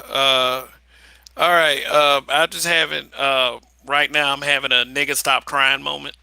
I see Charleston Charles in the comments saying Tommy Sotomayor wannabe. Uh, let me tell you a little story real quick about how I first came up to YouTube, and I thought my difficulty in getting support was based on the fact that Tommy came through and made it. And I used to actually use this as an excuse. Tommy came through and made it difficult for black men to get their word out. That's why we see a lot of these female black men ain't shit content channels grow, and it's difficult for a black man channel to grow as well. But since then, for a while now, I've stopped using that excuse. I've stopped using it because I do understand that I'm not Tommy. I'm Kev. See, you can't stick. You can't. You. Here's one thing about black men. We don't side with every black man based on the fact that every black man has a penis. The women may do that. They may use that vagina politicking crap. And we're often accused of that kind of thing. But just because I'm on YouTube talking about shit that we need to work on, which, quite frankly, if we had done that in our quote unquote so called communities, in our families, and in our society as a whole, there wouldn't be any need for places like the Black Manosphere. But since you scary ass reactive motherfuckers didn't want to do anything and wanted to sit back and like breath in like whatever that motherfucker name is, talking about some Pew Research stats show that black men are traitors. If you're basing that on voting Democrat and Republican, please by all means just shut the fuck up Monday, Tuesday, and Wednesday when you're interacting with people. Like that's idiot. This idiotic nonsense. Letting politics have our quote unquote communities in the first place is why we're here. So that's stupid shit. But for Charleston Charles, the difference between me and Tommy is if some kid tries to punch me in the face, I'm gonna break his legs and throw him in traffic. I don't play that shit. Like you niggas think that we're up here trying to harm the black community by pointing the shit out. It's like if the black community, okay, and I use that word very loosely, wasn't so pussy when it came to our issues, then we wouldn't be up here discussing it right now. And the fact of the matter is, we enjoy discussing this. You're dysfunctional. We discuss it, we make fun of it, and we come up with the solutions. The best remedy, if you want black men to stop talking, is to stop giving us shit to talk about.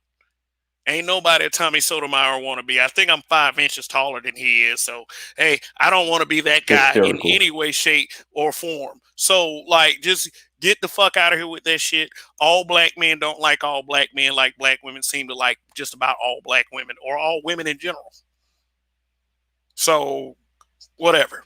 I just thought I'd just go ahead and give y'all a moment, but it's just that I get sick of this shit sometimes. I mean, I know I shouldn't let certain things get under me a little bit, but I mean sometimes they do. I'm human. Terror is human. So, all right, guys, we are well over 3 hours. Let's go ahead and get some final statements in. Okay, I'll guess I'll go first.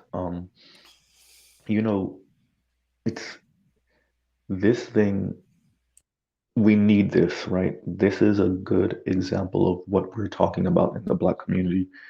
This example of Black women being so in your face, right? And not having the discipline to not overtly say the things they actually think and how they feel. And this, for anybody that doubted us before, for even Black men that doubted other Black men about this is a good thing, right? The more we see them wilding out, the more we see them twerking on tables, right? The more we see them twerking in public, twerking at funerals, the more we see them talking reckless, not to just Black men anymore, but to everyone, right? And in actuality, the more interracial relationships they end up in and have similar results, it will become more and more clear that this has nothing to do with Black men, right? And we need this. Something you said, Kev, which is so very true, is we date more diverse, but we date more diverse than everyone else in the country, right? We marry more diverse. Everybody else is chasing after whiteness except for Black men. Black men Black men have a 60-40 split, I think it is, between white and non-white with who we marry, where everybody else pretty much is like 70-30, 80-20, right? And that just goes to show you that Black men are actually looking for someone to cooperate with them and someone they love. Everybody else is pretty much trying to ladder climb and be the most extreme opportunist humanly possible. And in their mind, that means end up with white, right? So all of these are great things. Um, Once again, with social media, with the advent of the internet, we can keep track of these things, and now we can keep track of Black women who go out and try to swirl for a decade or two, and then they find themselves still single as hell in their late 40s, early 50s, and they try to double back and come back to the Black community on some fake loyalty shit.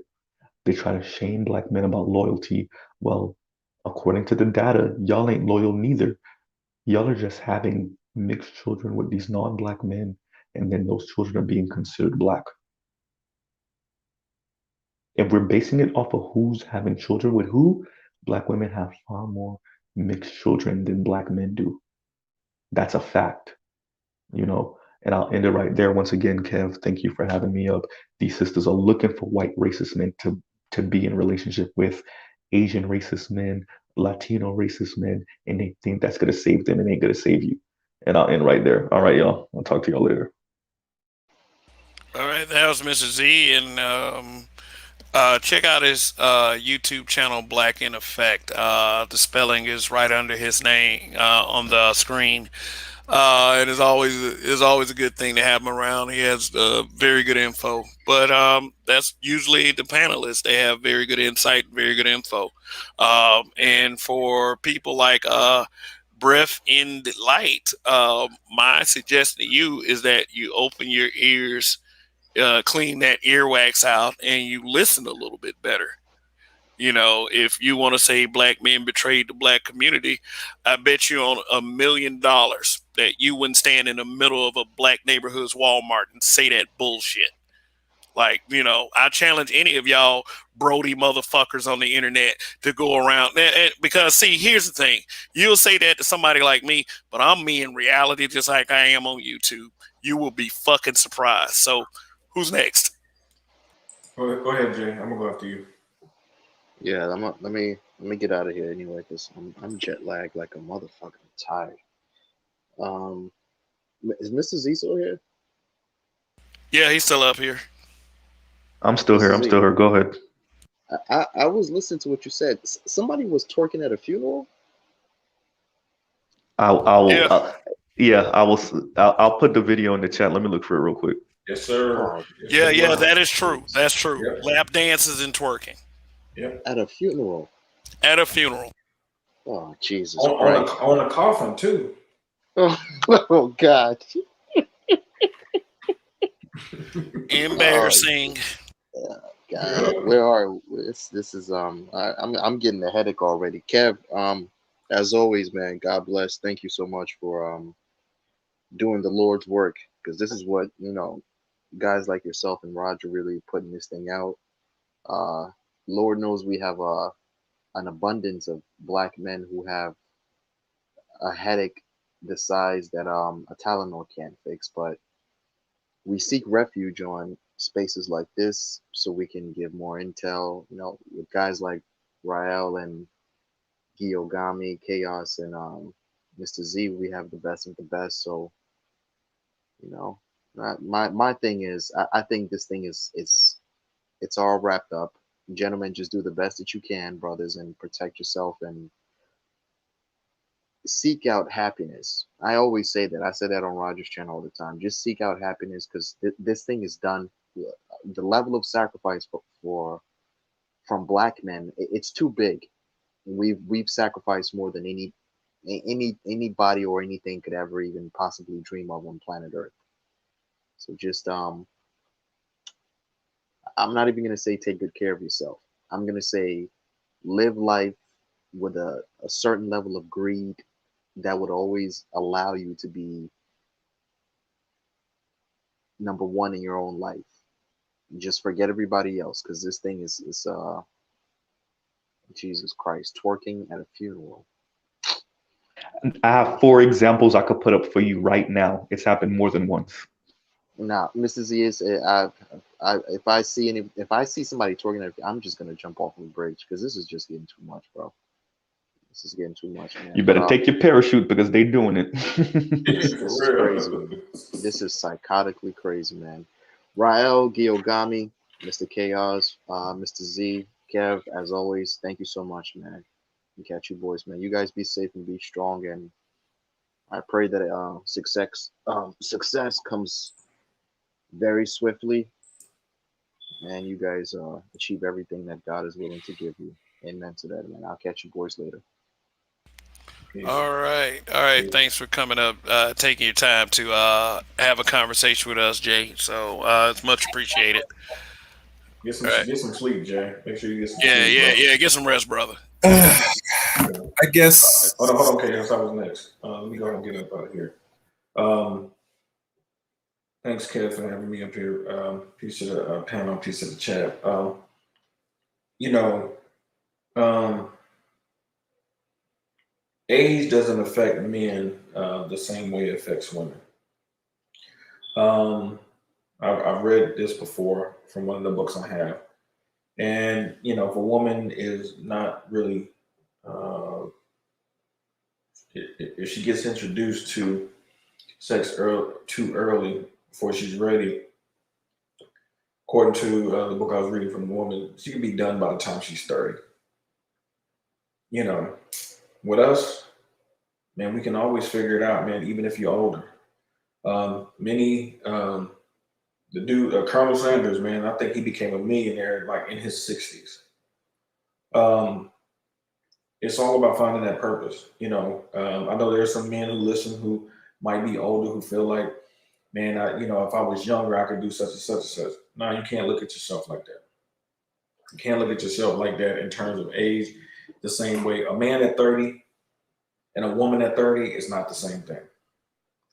Find your purpose. One of the main reasons why I stick around is for all the men, but for the younger men especially, because um, we got to get this information to them. They're gonna have to carry this torch. When we go, man, it's gonna be on them. And they got to be strapped up. They got to be tooled up, man, with the right information, man. So they can carry things forward because we don't know where it's going to go. You know, there can be some men that take this knowledge, connect, with brothers and sisters on the continent and make some shit pop over there, but it could be because they got the right information from us and they saw a better environment in which to take that to keep to continue us to make sure we proliferate and move forward. So, and we just need to make sure, man, they're getting the right information. They're staying focused. They're not internalizing the gaslighting that you're going to get because that's what's going to happen in Black America. This is just a part of your journey. You're going to get gaslighted, by females especially, but you're going to be also gaslighted by dudes as well. I actually had to cut off a dude I have been cool with for probably since 2011 now. I had to cut him off yesterday because, quite frankly, he just got too much bitch up in him, and I'm just not gonna tolerate the shit, And these are some of the choices that we're gonna have to make. It's gonna be cats we're gonna have to cut off, man. We've known for 10, 15, 20 years because of the mission that we're on. We can't bring that dead weight with us. And, we just need to be aware of that. If people aren't around you that's helping you on your mission to help you achieve your mission, remove them. You don't need anybody that's going to be an impediment, an obstacle to your success. Always focus on your mission, your purpose. Women gonna always be there, but focus on your mission and your purpose, and I promise you, you'll be fine. You don't need these women to validate you. They need you to validate them. Scripture says, study and show thyself approved. It didn't say prove anything to anybody else. It says show thyself. You show thyself approved. And if you accomplish and when you accomplish your mission, at the end of the day, you make you happy. You confirm to yourself, man, that you're approved, that you're worthy. Anything else outside of you, external, is just extra. Sometimes you got to pat yourself on your own back. Sometimes it ain't gonna be people around you that's gonna pat you on the back and say good job. But to all the men in this space, who are being productive, following their purpose, following their mission, it's a virtual pat on the back, salute, and pat yourself on the back for a job well done because you're some of the strongest Black men here because you're still here and you're still fighting. And that says something about you. And I'll leave it there. Thank you, Rael. Very integral part of this broadcast tonight. And like I tell everyone else, you are much appreciated for your presence, your input, and your uh, what's the word I'm looking for? Insightful commentary. So once again, thank you, Gilgami. Thanks for having me up. Peace. All right. All right. Or Chaos Rain. Go ahead, Chaos Rain. My last closing statements is this: to all future ladies, don't be fooled out here. If you're gonna make decisions off guilt, hurt, feelings, then that will show that you need to go seek actual clinical therapy, especially if you're a college age student. They have it available. I would advise you take it instead of running to YouTube and listen to ungrateful chicks, bitches that's promoting something that they're not even living successfully. And that's just the honest truth. You're gonna find more chance of them pushing back because let's be honest, the time of all the gaslighting and all the false narrative and all what you think you've been doing good, but you're not, is over. If you really want to get a man, you're going to have to come around men and listen to men. There's no in between or no way around that shit. This is that simple. And I could tell by most young women that's listening, they are going to open their eyes eventually. But they won't fall in the same position that these women that are 30 or older that have nothing to show for in life besides riding the cock carousel, being very much promiscuous, and hell, maybe have one or two babies if they're lucky. So that's my only message.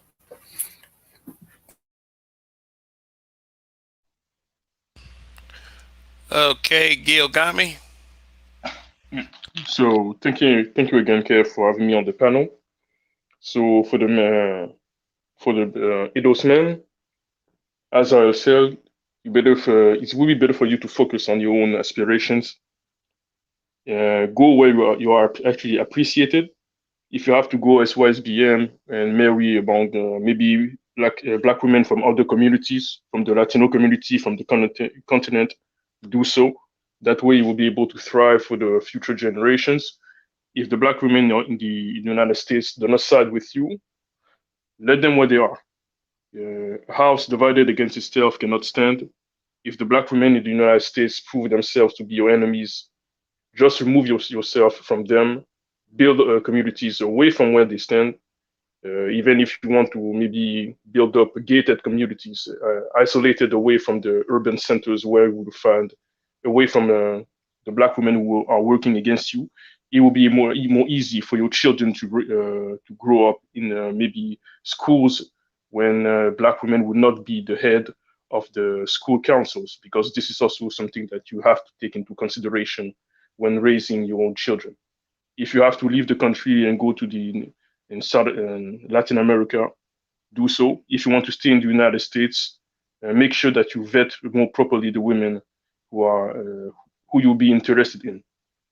If black women come to you, put them to the test, because they have proven time and time again, according to what you all say, that they are more interested in sabotaging your endeavors rather than work side by side with you. So do as you see fit in order to prosper. As I said, I consider the black men of the Eidos community to be the black community of the United States. So where you go, I support you, and always consider the future of your own sons in the decisions you make with the women you will be associating yourself with. So that's all I have to say. Thank you.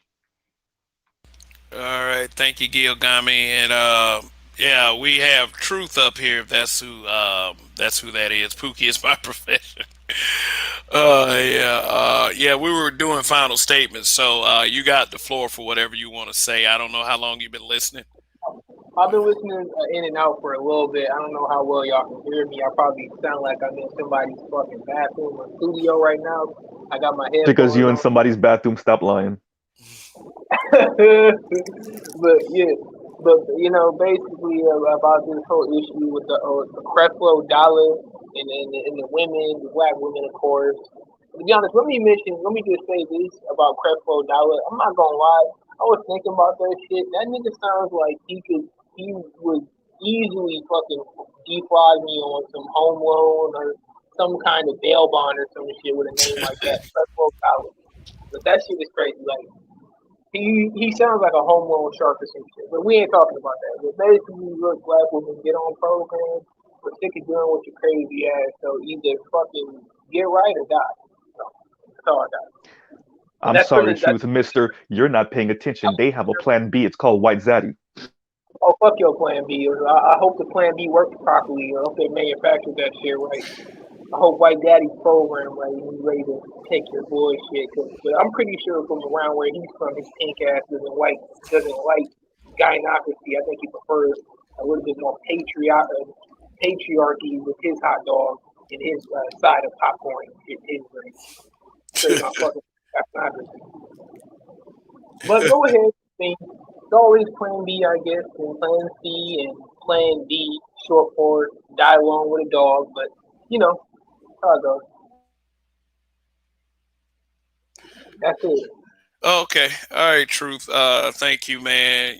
Wish you could have been here a little bit earlier, man. I remember the last time you was here, man. I was quite entertained. I would say that. But there's always tomorrow evening. Like I said, for those of you who are watching, I'm here every Saturday, Sunday, and Monday. And I will say this: something is really wrong when you rather take racism from a white guy than to take correction from a black man. The only reason why anyone says uses these little shaming tactics and these little dog whistles like black men have abandoned and have left and betrayed everyone is because we're pointing out the BS. We are such a sensitive people. We are willing to defame other black people for telling us the truth. We did mention that earlier that black people do have a problem with the truth, and that's what a lot of these little divestment swirlers who don't mind racism coming from white dudes, that's what their problem is. They have a problem with the truth. They are in such denial that they are willing to retreat from it. And they wonder why all these brothers are reacting the way they react when a lot of these brothers are finally saying, hey, you know what, enough is enough. You can either get on our page or you could go fuck yourself. And seeing that you end up 40 years old with some dildos in the shoe boxes with some cats running around your apartment, that's telling you to go fuck yourself might not be the biggest thing to say. But it was like I said earlier, if you align yourself in a situation that automatically puts you in a bad way, don't come crying to us when it happens. We already know how you feel on a general level. We understand that. We're not stupid. Black men aren't stupid. There's enough black men that ignore the BS. There's enough that ignore the BS. But the men you're mad at are the few. Are the few.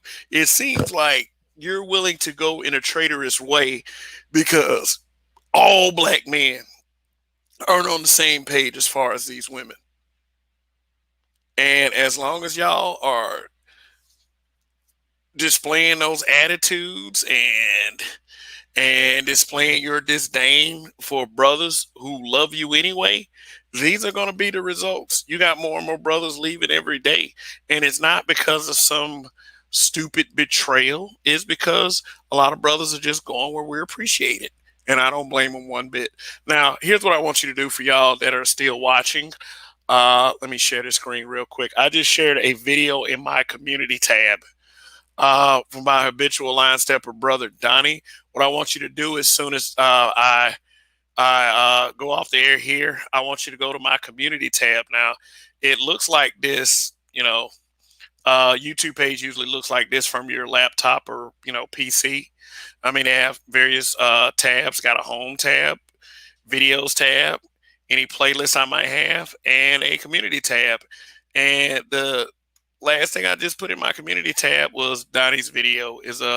He has this little video like continuity on the color purple, and really, that movie right there should be called out many times over because it was one of those films, along with a lot of anti-black male media, that got sisters thinking this way.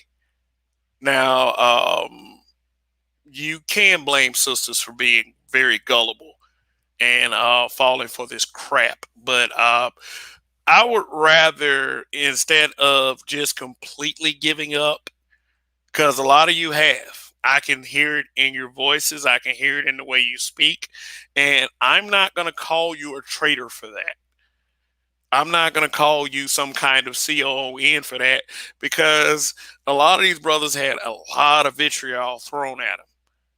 And and a lot of things had that happened to them as well, that we as black men get blamed for. You know, the gaslighting that they give us is you shouldn't have got caught slipping, you shouldn't have known, you should have known better, blah, that, all this other stuff. I mean, you know, you should have known better. In some cases, yeah, it's necessary to say, but in a lot of cases, it's gaslighting. But just for broadcasts such as these, I'm just letting you know. And let me press like on Donnie's, you know, on the community tab and on his video as well. We know how you feel. You repeatedly tell us time and time again. And don't get mad if brothers starting to take that shit literal. Because, hey, you know what? If you really, and you, when I say you, I'm talking about BWs. If you really wanted brothers to stay loyal to sisters, sisters should have stayed loyal to brothers. This is a two-way thing. So I will continue to repeatedly say to any one of you out here that are listening, first of all, go and check out Donnie's video in my community tab. And when you hit the video, if you're not subbed to Donnie, go ahead and sub to YAS4W. Yeah, and to anyone, and not just to brothers, but you know, I particularly talk to brothers on this channel. Go where you're appreciated. It's okay if she doesn't see the racism in him. You can see the beauty in another woman. It could be another black woman. It could be very well. It could be another race. But it's okay for you to go where you're appreciated. It's okay for you to deflect the shame that comes your way. Because if they want to deny the element, if they want to deny the evidence of everything that is around brothers and everything that we see out of these sisters, especially them publicly decrying that we are defeated, that we will never have anything, that we're not good enough for them, even though that they're in a lot of ways are worse off than us. For those who have that opinion, just go where you are appreciated. It is okay. It does not have to be a conflict. Just go where you're appreciated. And also remember this. Also work on becoming your best self. Now that a female does not have to determine. And I'll just leave it at that. So just like I said, after I get off the air here, go to my community tab and support Donnie's video. And that is it for me. Tomorrow night's show is Lying is a Woman's Privilege. We're going to talk about how women, especially a lot of BWs, will freely lie and destroy anyone. And I'll bring up a few examples to these facts that I'm going to drop tomorrow night. So thank you once again for watching. This is Kev. This is Black Men Being Brutally Honest. Long live the habitual line steppers. In Kev we trust. Yeah, check out my new opening and closing. Uh, uh, yeah, and it really didn't take that much effort, but you know, I think it's cool. And like I say, I hope people like it. But for now, in Kev we trust. See y'all Monday night.